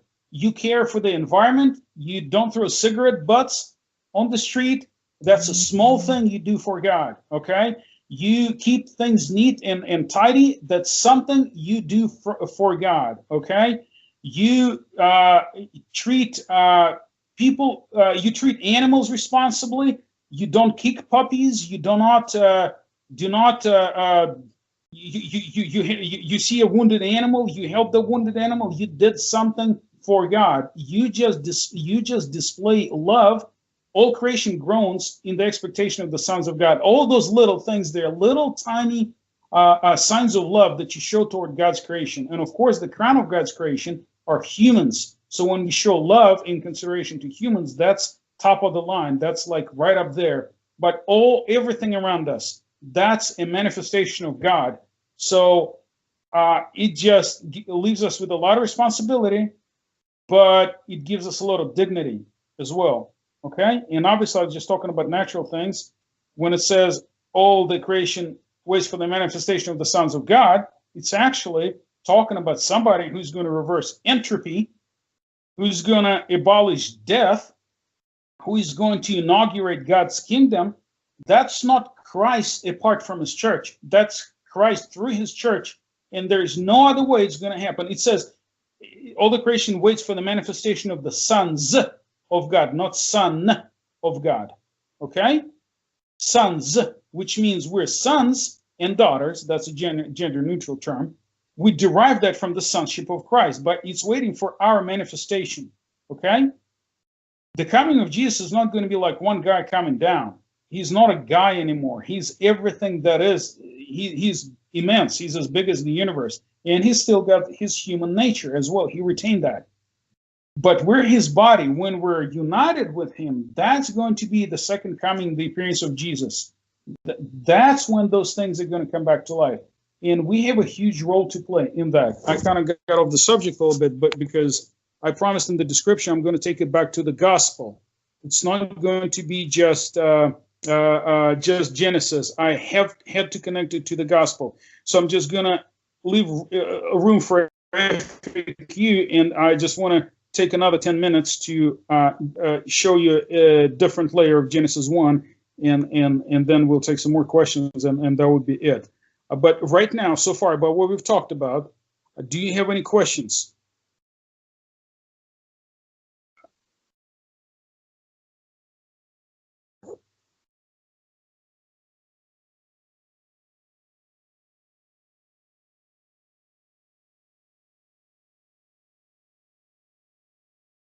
No questions so far?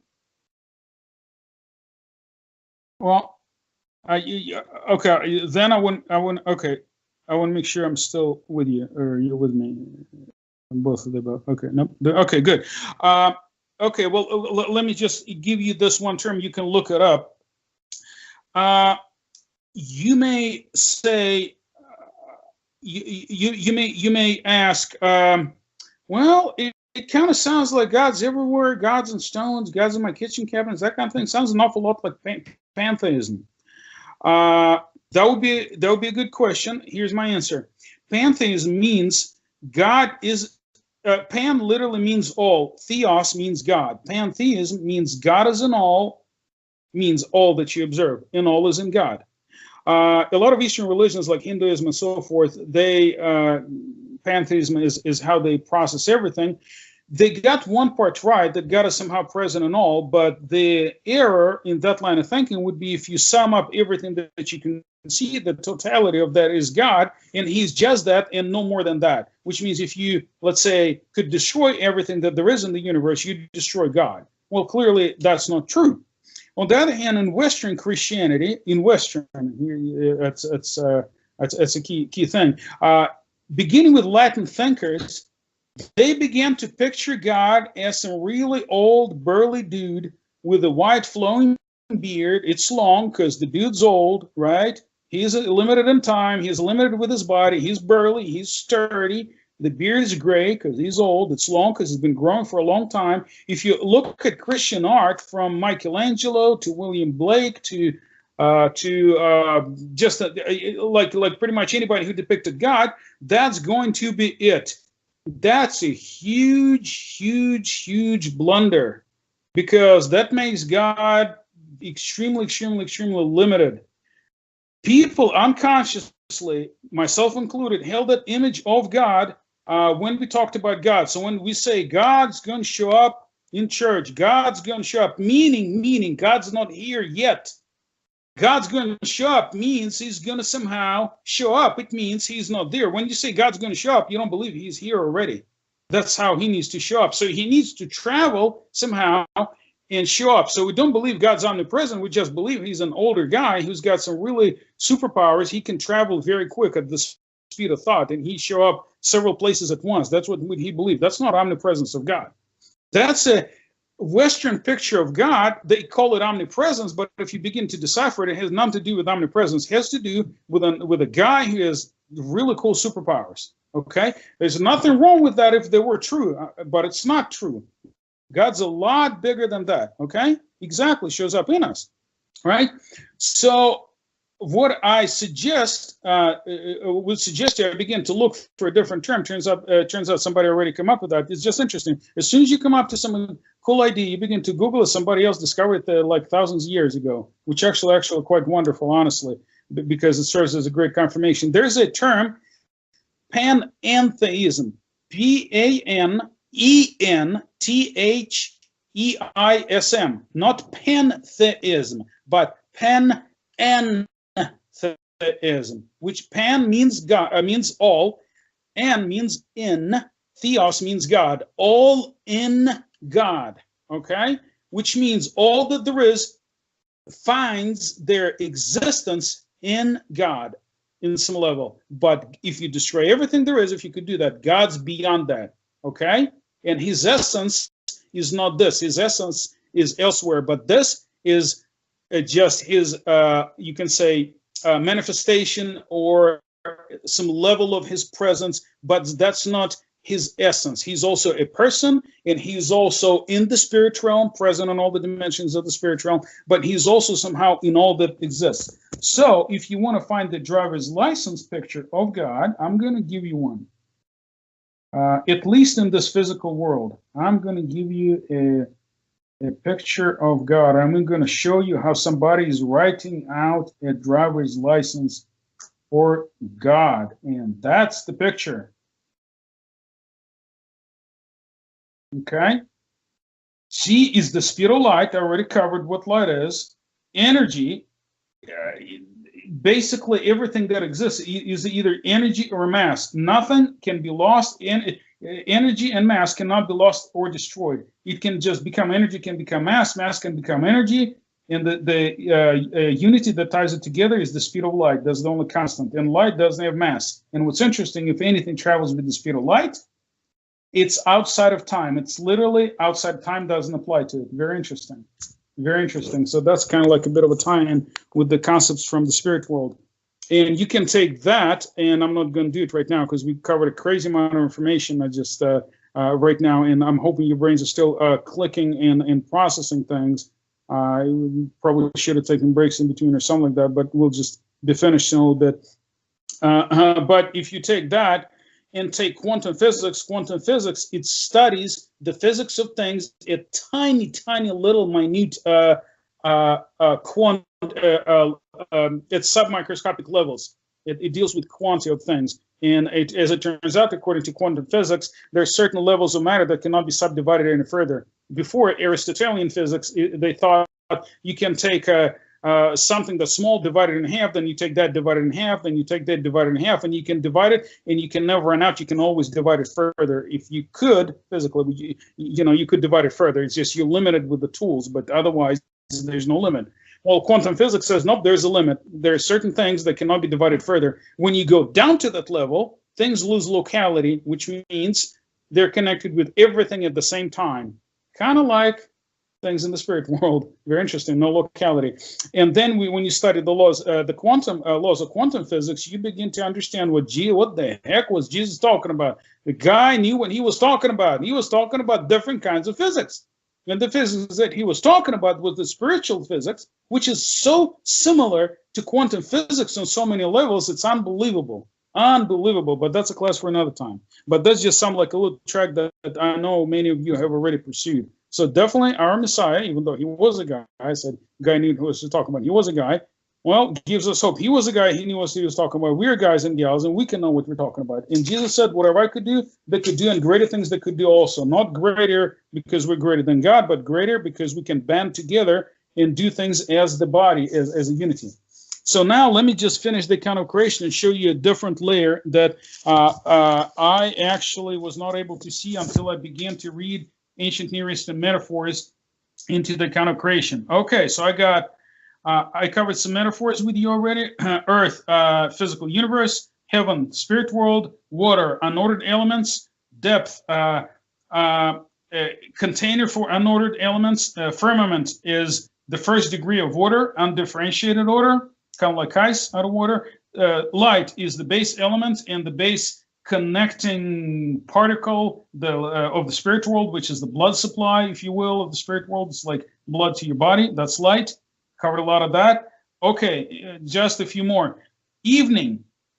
Evening is when you cannot discern things, when you can kind of make things out, but it's evening. You cannot see too well. That's when there is more order than disorder, relatively speaking. Okay, night. Okay, you cannot discern anything. Okay, that's night, right? Imagine you don't have any moon or stars or any artificial light. You can't see anything, right? That's disorder. Everything's disorganized. Nothing can be discerned. That's disorder. Morning, that's the beginning degrees of order, right? That's morning because you can begin to discern things. Daylight is maximal order, okay? Because you can see absolutely everything around you. And it can be relative. Daylight, like in order in the certain sphere, other things could be disordered. But overall, what you're talking about is day, okay? Which is, by the way, the expression, the day of the Lord. That's the day of national accounting, when things are brought to light and everything becomes clear. That's the day of the Lord. And the day of the Lord, in the expression, it's always a day of national accounting. It's not a last coming, it's not the end of the times term, it's the end times for any given nation. The word, the day of the Lord, for Assyria, for Babylon, for Egypt, and for Israel. Okay, that's the day of the Lord for you. It has nothing to do with the end of space-time continuum. It has everything to do with the nation being over and them being dissolved as a national unit. So that's the day of the Lord. Okay, so that means maximal order, when things are finally brought to order. Okay, and then lights, already covered how we plugged into God as into grid. Lights, they're either lights in the sky, okay, lights in heaven, either lights in heaven like bodies that emit light, or remember heaven, spirit world. Lights, they're spirit beings that reflect the light of God. And usually when they're mentioned, it's not just because they're hanging around, but because they have a function. They have a managerial function. They somehow transmit the light from heaven, from the spiritual realm to the physical realm. It's not just God directly that does it, guys. He entrusted the hosts of heaven, which means large government apparatus of heaven, with those functions to transmit his light into the world. That's part of the reason that's a huge part of the reason, actually, why things don't work as they should. And that's a huge key to understanding why there's so much evil in the world, because some of those lights that are meant to function as lights, that function and bring darkness instead of light. And there's going to be a day of accounting for them as well. Then sun is the spirit being that has the highest function in a given sphere. Like for a nation state, that's the spirit being. It's called a spirit or God, believe it or not. In the Bible, they're also called gods, but they're much, much smaller than the super God. They're like, God's a huge electric grid. They're just a light bulb that's plugged in, but they're also called gods, believe it or not. Elohim. Sun is those who oversee the affairs of a given nation. Okay. Moon is the reflected light. That's the viceroy. Okay. Light rules the day. Day is the time of order. What do you do when it's order in the nation? You do commerce, you do travel, you do arts, and so forth. Your reason flourishes, your achievement, creativity flourishes, commerce and prosperity flourishes, and so forth. Right? So that's light, and that's the management functions to oversee those functions. Moon, on the other hand, that's during the night. Night is disorder. What is disorder? Disorder when things don't run as they should, when there's more darkness. What typically, when we have disorder in our country, what do we have? We have military, we have police, we have incarceration, That's the functions of moon. Okay, that's moon. Okay, it's just that's a metaphor for that. Stars, that's spirit beings with managerial functions that are lower than sun or moon. Why? Because star, phenomenologically, when you look at a star, it's much smaller and much less bright than either the sun or the moon. Remember, we're using the relative language, not the scientific language here. It's relative to how you perceive them. Even though stars are huge, that's the term that's used. Okay, so these are the spirit beings, multitudes of them, stars. We can say a rock star. A political star is rising. Well, that's the kind of thing. That's the kind of thing. A political star. That's the governmental entity. It's taking the light of God and emitting this energy into something, and that's through SEM mechanism is supposed to become something else. Okay, because everything runs off of the light of God. That's the base particle. So all those beings, they're meant to transmit light. Okay, now you ready for my reading of Genesis, the track that unfortunately we have not read and understood not too much, unless somebody does studies in ancient Near Eastern literature. And when those people, unfortunately, a lot of them, they're not spirit-filled believers, so they don't even connect the dots, which is pretty crazy. Okay, watch this. We're reading Genesis again. Genesis 1. In the beginning, I'm plugging in my terms. Okay, please open that, because otherwise it will be hard to perceive, because when I read it off, you'll see what I substituted with what. So please open Genesis 1, okay, in your Bibles, Genesis chapter 1. And I'm just going to give you a few seconds, and I'm going to read you and plug in the metaphors, and you're going to see the amazing picture of what transpired.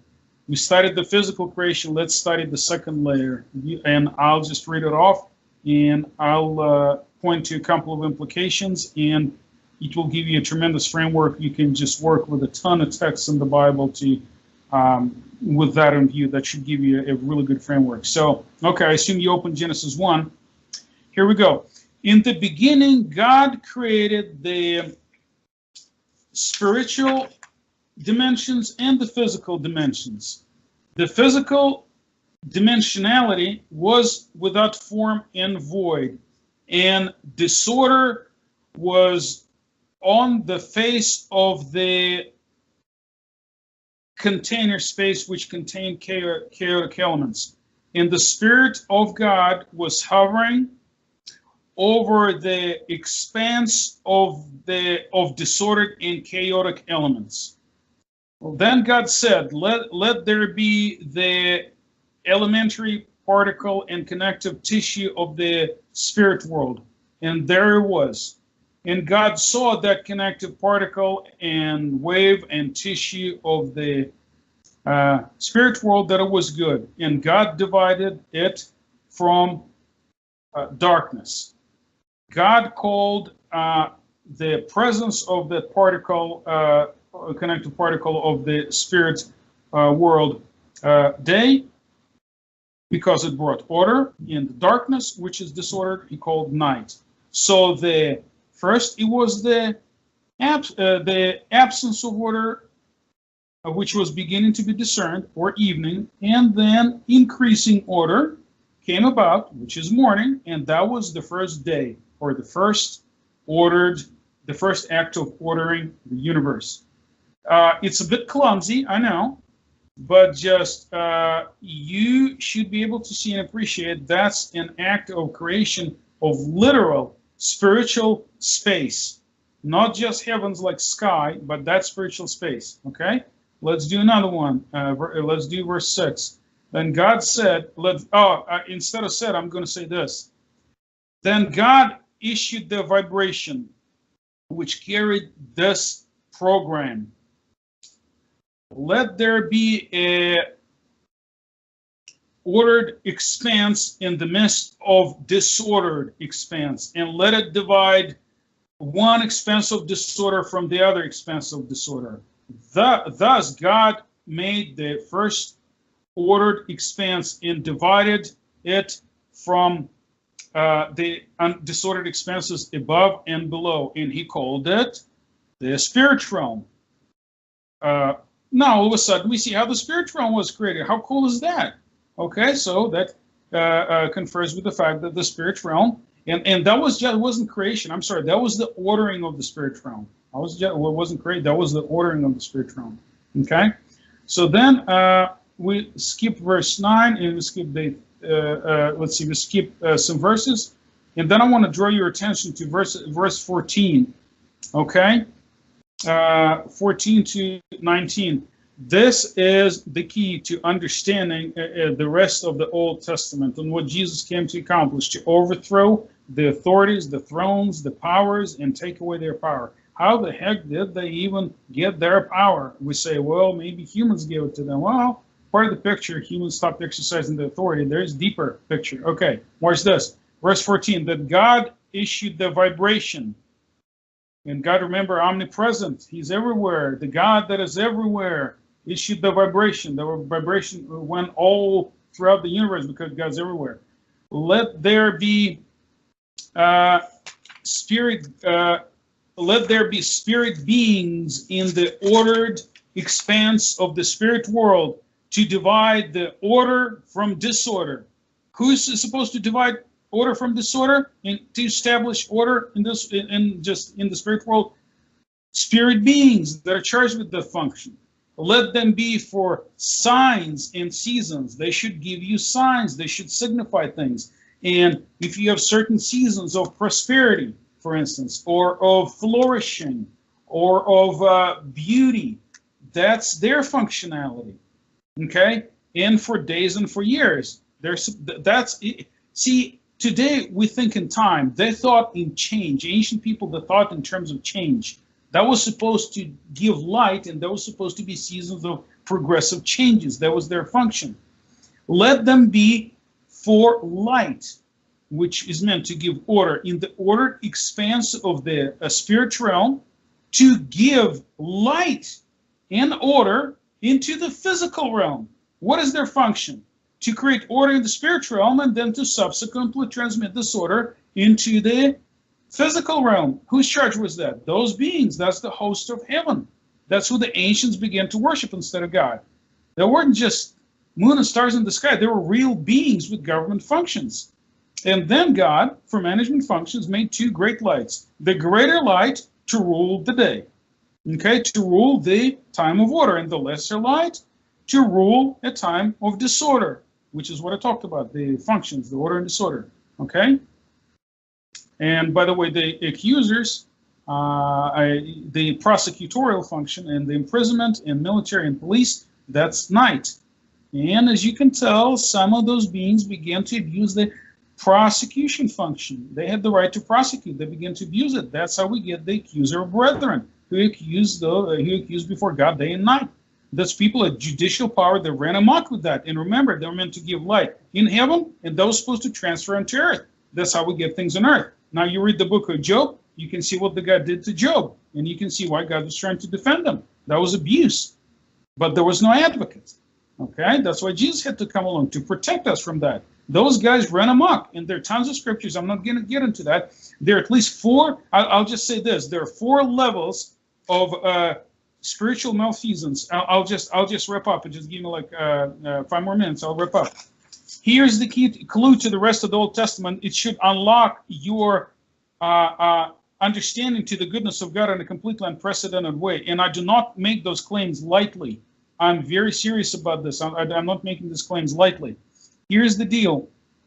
There are at least four instances of spiritual malfeasance of those spirit beings that I just told you about in the Bible. One is when one of the light bringers, right, the reflector of light, Lucifer. Why is Lucifer? That's a Latin term, a Latin translation from Latin Vulgate Bible for morning star. What is morning? We just established. Morning is a time of increasing order. That's during the creation of the universe. That's morning. Star is a government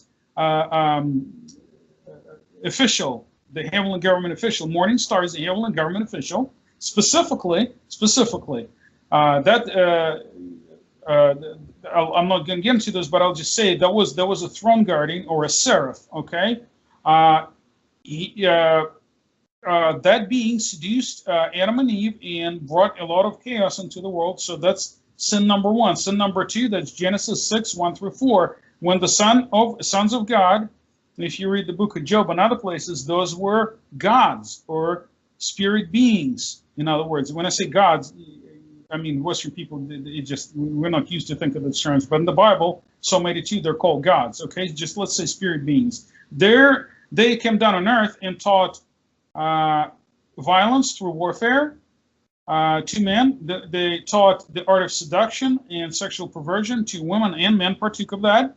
And they taught witchcraft, massive witchcraft to people. A lot of kinds. If you read first book of Enoch, I can't even name the kinds of stuff that I don't even know what those witchcraft things refer to. But quite a few kinds, okay? So that's malfeasance number two. That's exactly why evil spread on earth so badly and why God had to drown it, okay? I'm sorry, God didn't have to drown it. I'm sorry. One thing, the earth is sentient. Our planet is sentient. It responds when things get out of control.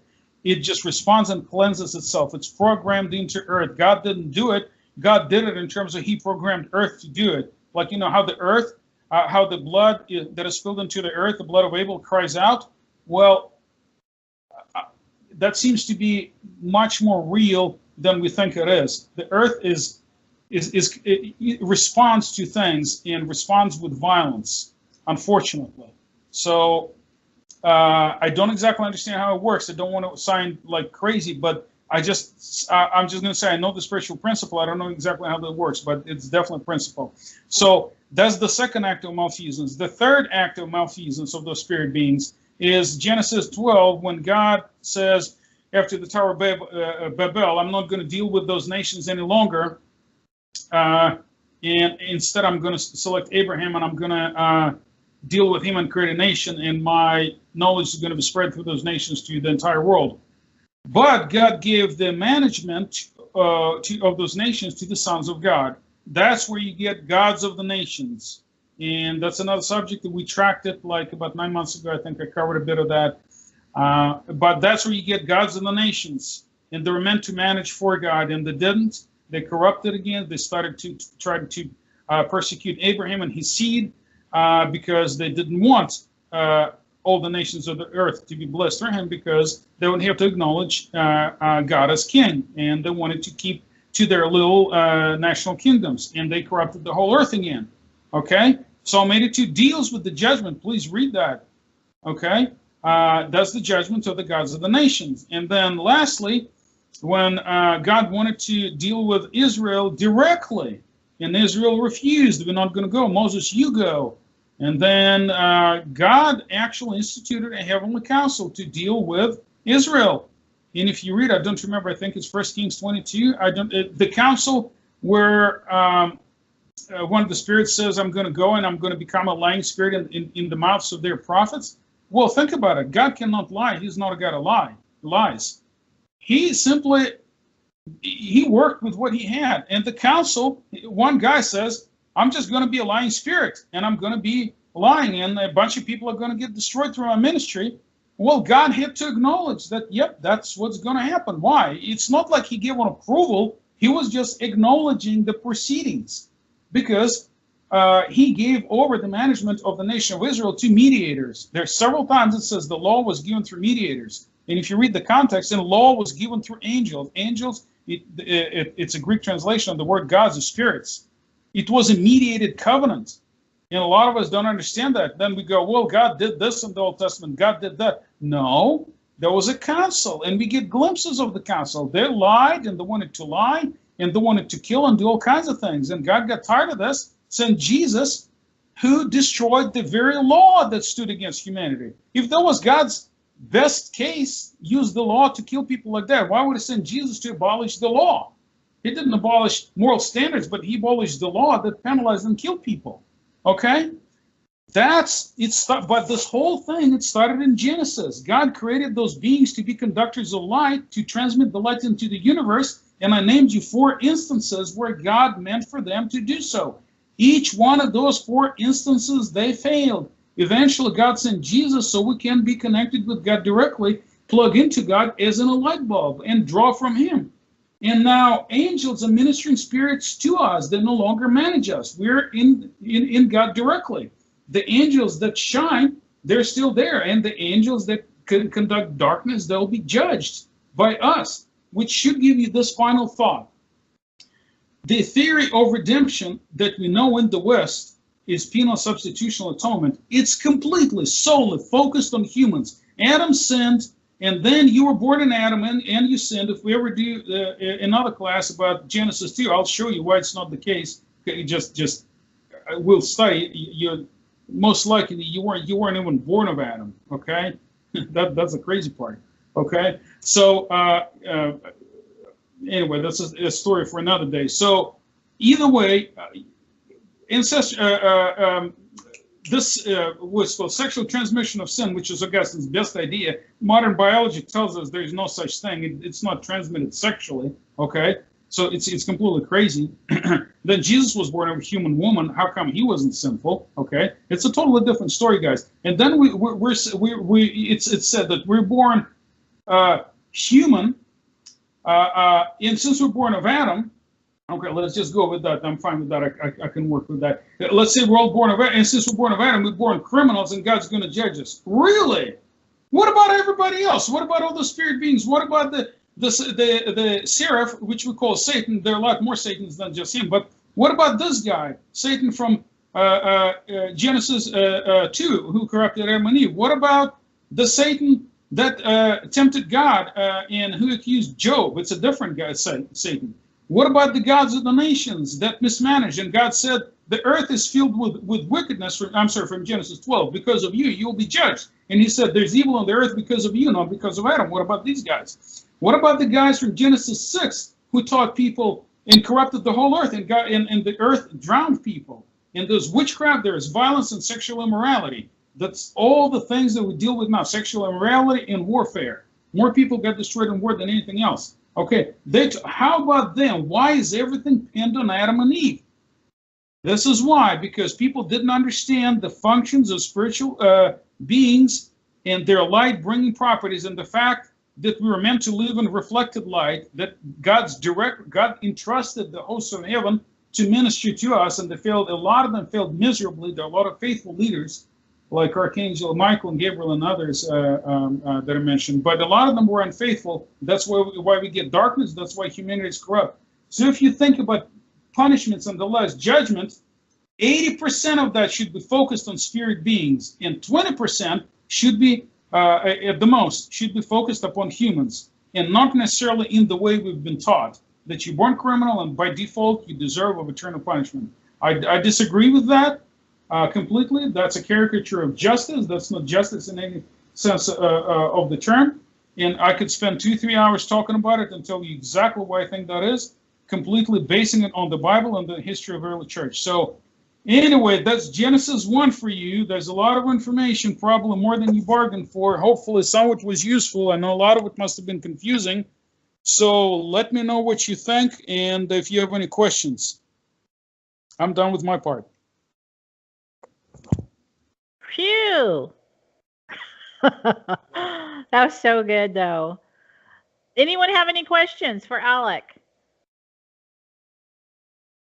Or are we all still, chewing on this? Because that was a lot. Anyone? You can just open up your mic, toss out your questions. Yeah, anything we covered: spiritual physics, atonement, spirit beings. What's going on now, principalities, powers, whatever, just anything we touched upon or studied in detail, if you have any questions at all. Also, hey, if let's say that someone's kind of, made some notes, they're kind of thinking about some things, would it be okay for them to either post in the chat stream on Skype, or would you like them to send you a private message on Facebook if they have a question later? What would be best? Oh, either one. Either one. Yeah, message. I get notifications. Yeah, I guess either one. I mean, I'll respond to either one. Okay. Yeah, if you have questions about anything, You may think, well, if the Earth is sold, what about evolution? That kind of thing. Mm-hmm. Yeah. That's certainly a big question. So you know, I know there are a lot of implications, but I just wanted to point out that those implications are good. They show us that we are, like a lot of things, the goodness of God, that God's omnipresent, that you really can connect with Him anywhere, that you really, nobody's far from God, that God's as far as our thought, that the last judgment, a lot of it is going to be judging angels and sinning spirit beings a lot more than humans, than, you know, and just a lot of things. That you don't need to be afraid of science, that if you explain those things properly to your children, you can send them off to any engineering or physics program and they'll be fine there. You know, there could be other challenges like college life and other things, other temptations, but science is not going to be a cause to turn away from God and so forth. There are a lot of good things that actually they're in there, and that's opening quite a few can of worms.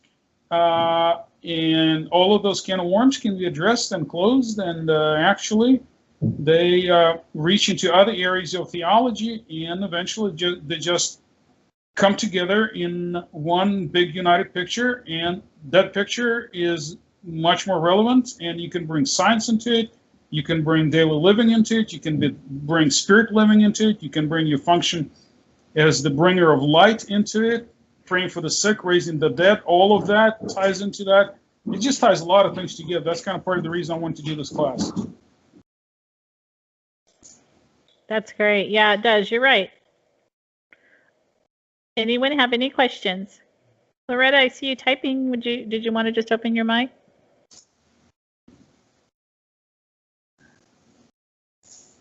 I wasn't really going to type the question, but I kind of got confused with what you talked about, the hosts of heaven, and that's where I my brain kind of twisted and I couldn't get it. Oh, sure. But I don't know really how to say what a question is on that. So, because I didn't understand it that well. Sure. Right. Yeah. Let me answer that. And by the way, yeah, you can like unmute and ask the question as well. I mean, you can type or you can unmute and ask like Loretta. But yeah, here's the thing. If you read Genesis 2 verse 1, remember how I told you those lights? There are two meanings. One is like there are two layers. At least there are more, but you know we covered two. One is creation of heavens, which is the space. You know, everywhere, and the earth, which is, you know, like physical objects, but also heavens, which is the spirit world, and earth, which is the physical world. That's the second layer of meaning. And you have to literally read the whole thing on one track and then read Genesis 1 on the second track. You have to literally do two readings. So the second reading we covered heaven and earth is spirit world and the physical world, and then we covered that sun, moon, and stars. The first reading was that there are literal objects in heaven, celestial objects. In the second reading, we covered that they're actual spirit beings that have government functions, that they're meant to take the light of God and transmit it into the spirit world and also transmit it into the physical world. And a lot of what we used to get before Jesus came about and connected us directly with God was the reflected light, the light that they reflected to us. Remember, light is literally it's like a stem cell. Like for us, it's life that derives from God directly. But a lot of the things we enjoy, a lot of water we enjoy, if you hear people talk about energy this, energy that, like New Age is famous for that. By the way, they took a lot of good concepts and they just removed a lot of them personal God from it, which is sad. But they took a lot of concepts and just kind of ran with that. So it's sad that they got hold of it before Christianity right now is getting hold of it. A lot of Christians in the spirit world, in the spirit-filled circles, are getting hold of it. Bethel Church, Welton, others, they're really getting it and taking the ground away from New Age. But anyway, that's where you may hear the language. But no, it's definitely biblical, and all of that's biblical. But So those spirit beings, they're meant to reflect light, the power of God. We're meant to get order, abundance, beauty, and all of that from them. If you think, how the heck does it work? It's like, how does light become this? Well, think about it. One of the light bringers was meant to be that being who decided to accuse Job in the book of Job, right? He accused him successfully before God. God had to acknowledge him. He tried to defend him. There was no advocate. Well, God had to acknowledge that he had certain rights, because we just discussed how the rights came about. They were meant to be used for good, but they had certain autonomy, those spirit beings, and he decided to accuse and just destroy Job. Well, when he accused them, you remember what happened. Natural disasters happened to Job and his family. Then thefts happened. Somebody raided and stole things and killed his family and so forth. So both natural disasters and both attacks from humans who are driven by darkness, that's how he decided to transmit his light. He manipulated events on earth. That's the cause behind the cause. We think, well, that's just an accident. Well, that's just a natural disaster. Well, yeah, on one level it is, but on the other hand, there is a cause behind the cause. And the book of Job shows us that oftentimes there are causes behind the cause, and the causes, they're spirit beings that instead of reflecting the light from God and bringing it to us, they deflect darkness, which takes form of all those things. The beauty of the book of Job, it unveils the veil, as it were, and the darkness becomes specific. Attacks, loss of property, loss of life, rape, pillage, and natural disasters. That's what darkness looks like. That's when the hosts of heaven don't do their functions. But if you're thinking, what does it mean? The host of heaven literally means an army of heaven, but army just doesn't mean an army, a military unit. You can say an army, or right now, an army of government employees does not report to work today because of the government shutdown in the United States. An army doesn't mean they're armed. It means a whole army of them. You say a whole range of them, a host of them.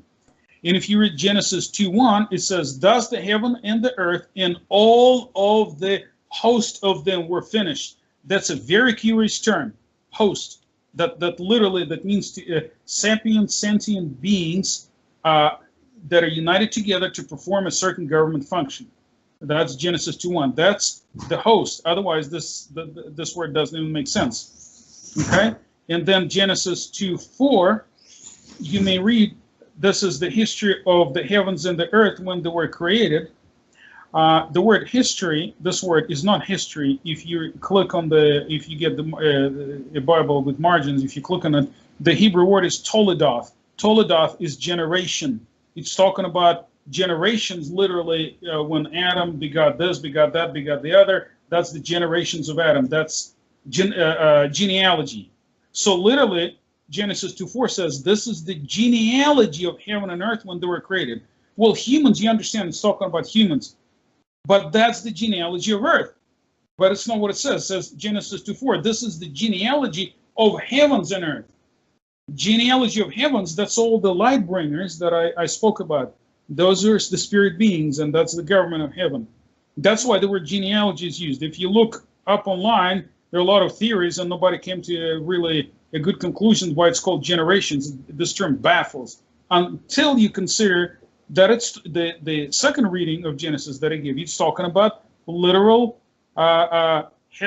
spiritual beings. That's why the word generations is used here. Does that make sense? Yes, it does. It made it clearer. Yes. Mm-hmm. I'm just trying to figure out how or do they, the hosts of heaven related to us now. I guess that's just darkness and light. The things that happen in darkness are happening by the hosts of heaven. Is that correct? Which is satanic, I guess. Well, in terms of, how they relate to us, they were meant to serve God, and they were always meant to be ministering spirits. They're meant to serve God into managing the affairs of earth.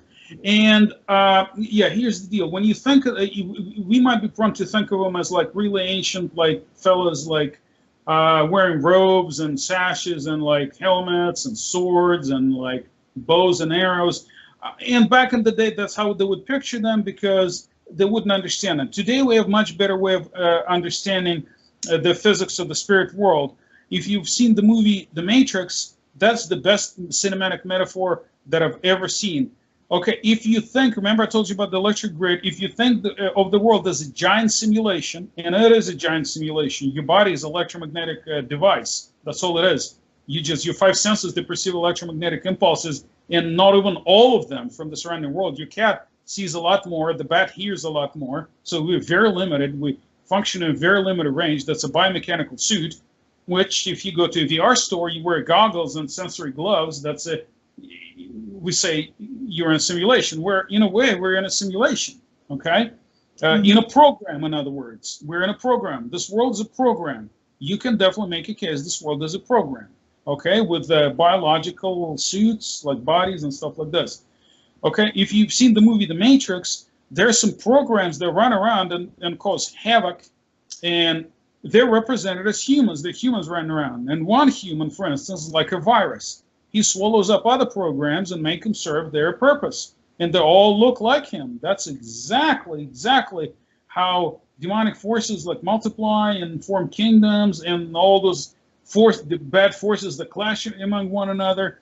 So if you think of them as just guys who go back and forth, kind of like in an embodiment, that could be a tough sell, and that's not a good picture. That might be good for people 2,000 years ago, because those guys didn't have the movie The Matrix, right? And we do, right? And we have the benefits of much better metaphors. We understand what simulation is. We understand the mathematics behind the universe, the science. So just think of those angels, light and darkness, as literally emanations of light or of darkness from the spirit realm. Some of those emanations, they have sentient and sapient qualities. It means they're sort of like humans, okay? They have a mind, they can process, they have something that resembles our emotions. They're like, let's say, artificial intelligence. That's kind of what they are. But essentially, they're programs. They're meant to run the fabric of the spirit world, and they're meant to run the fabric. They used to be meant to run the fabric of the physical world. God entrusted them. They were like part of the God program. If the universe is a program, is a giant computer program, those guys were computer modules that would load up. They're like apps. If the universe is your Android phone or an iPhone, those angels and archangels and all those different types of beings, seraphim, cherubim, all that, there were apps, different apps. And some of those apps, they did a lot on your phone. Some of them didn't do a lot. And some of them, they turned into viruses. They hijacked stuff from your phone. That's kind of like a good example, and that's what they're meant to do. And they had a certain hierarchy. They had thrones, principalities, powers, and dominions. And that's not an exhaustive list. That's just, But when Jesus came, he abolished all those hierarchies. Right now, he's the king of the universe. He's the light bringer of God, beauty of Jesus. And now you can appreciate this sentence. In him, in God, and Jesus is the perfect representation of God, in him there is light and there is no darkness. Thank God. Which means there's no poverty, there's no sickness, there's no death, there's nothing like that. If we connect to the light of God, that's what we would get. Because right now we don't need to go through intermediaries. Okay? And the only thing that the only thing that angels are meant to do is kind of help us out a little bit in that process. But really, and Tony and I think we talked about that, and Tony spoke about it several times. They're not the primary thing anymore. The primary thing is you and Jesus. If you seek to connect to angels all the time, you kind of missing. I know you wouldn't. I'm saying in general terms. If we seek to connect with angels all the time, we're kind of missing the point, because a huge light is Jesus. It's just no angel can match in intensity. That's who we're meant to connect into. Thank God for angels. They're our friends. But if we just angel this, angel that, but we miss the light of Jesus, we're really missing a lot of what's for us. We just kind of need to do a bit of a course correction. Similarly, when we fight against the demonic, there could be demonic emanations, programs that run against us. They're really like a virus. It's got a program, it's a living thing, but it can't think, it can't feel. It's got one program to destroy, and it can't feel anything. It's not you can't liken it to a human. It's a stupid thing with a bit of a programming. And then there are more complicated viruses of darkness that's got a bit more programming.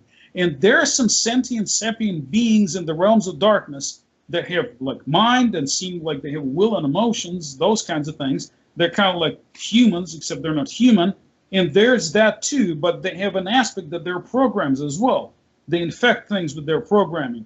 So when we say we need to do deliverance, it doesn't always mean we have to interact with the demonic thing and it's going to talk back to us. A lot of times it's just a program that we can remove by either speaking to it or just believing it to be gone. That's one huge thing about deliverance that comes out of this whole discussion. Like renewing our mind. Exactly. Okay. Yeah, you really, you put it all together for me. I thank you. Thank you. I think I've got what you were trying to say, or what you were saying. Oh, absolutely. Absolutely. You're most welcome. Thank you.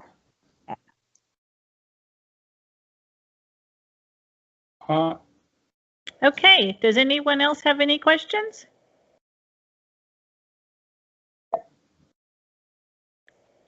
Did you get a drink of water, Alec? Because you've been talking a lot. I imagine you could probably use a drink of water. Yeah, I need to work on the whole brevity thing. It's definitely how does it go? Blessed should be the brief. Blessed be those who keep it short, for they shall be invited again. No. You know what? Sometimes it takes a bit of explaining and analogies to help it really get through, especially when you're talking about these types of things that we don't even have a grid for this type of stuff. You know that, most people who were born again and raised up in the church, this isn't anywhere we've been.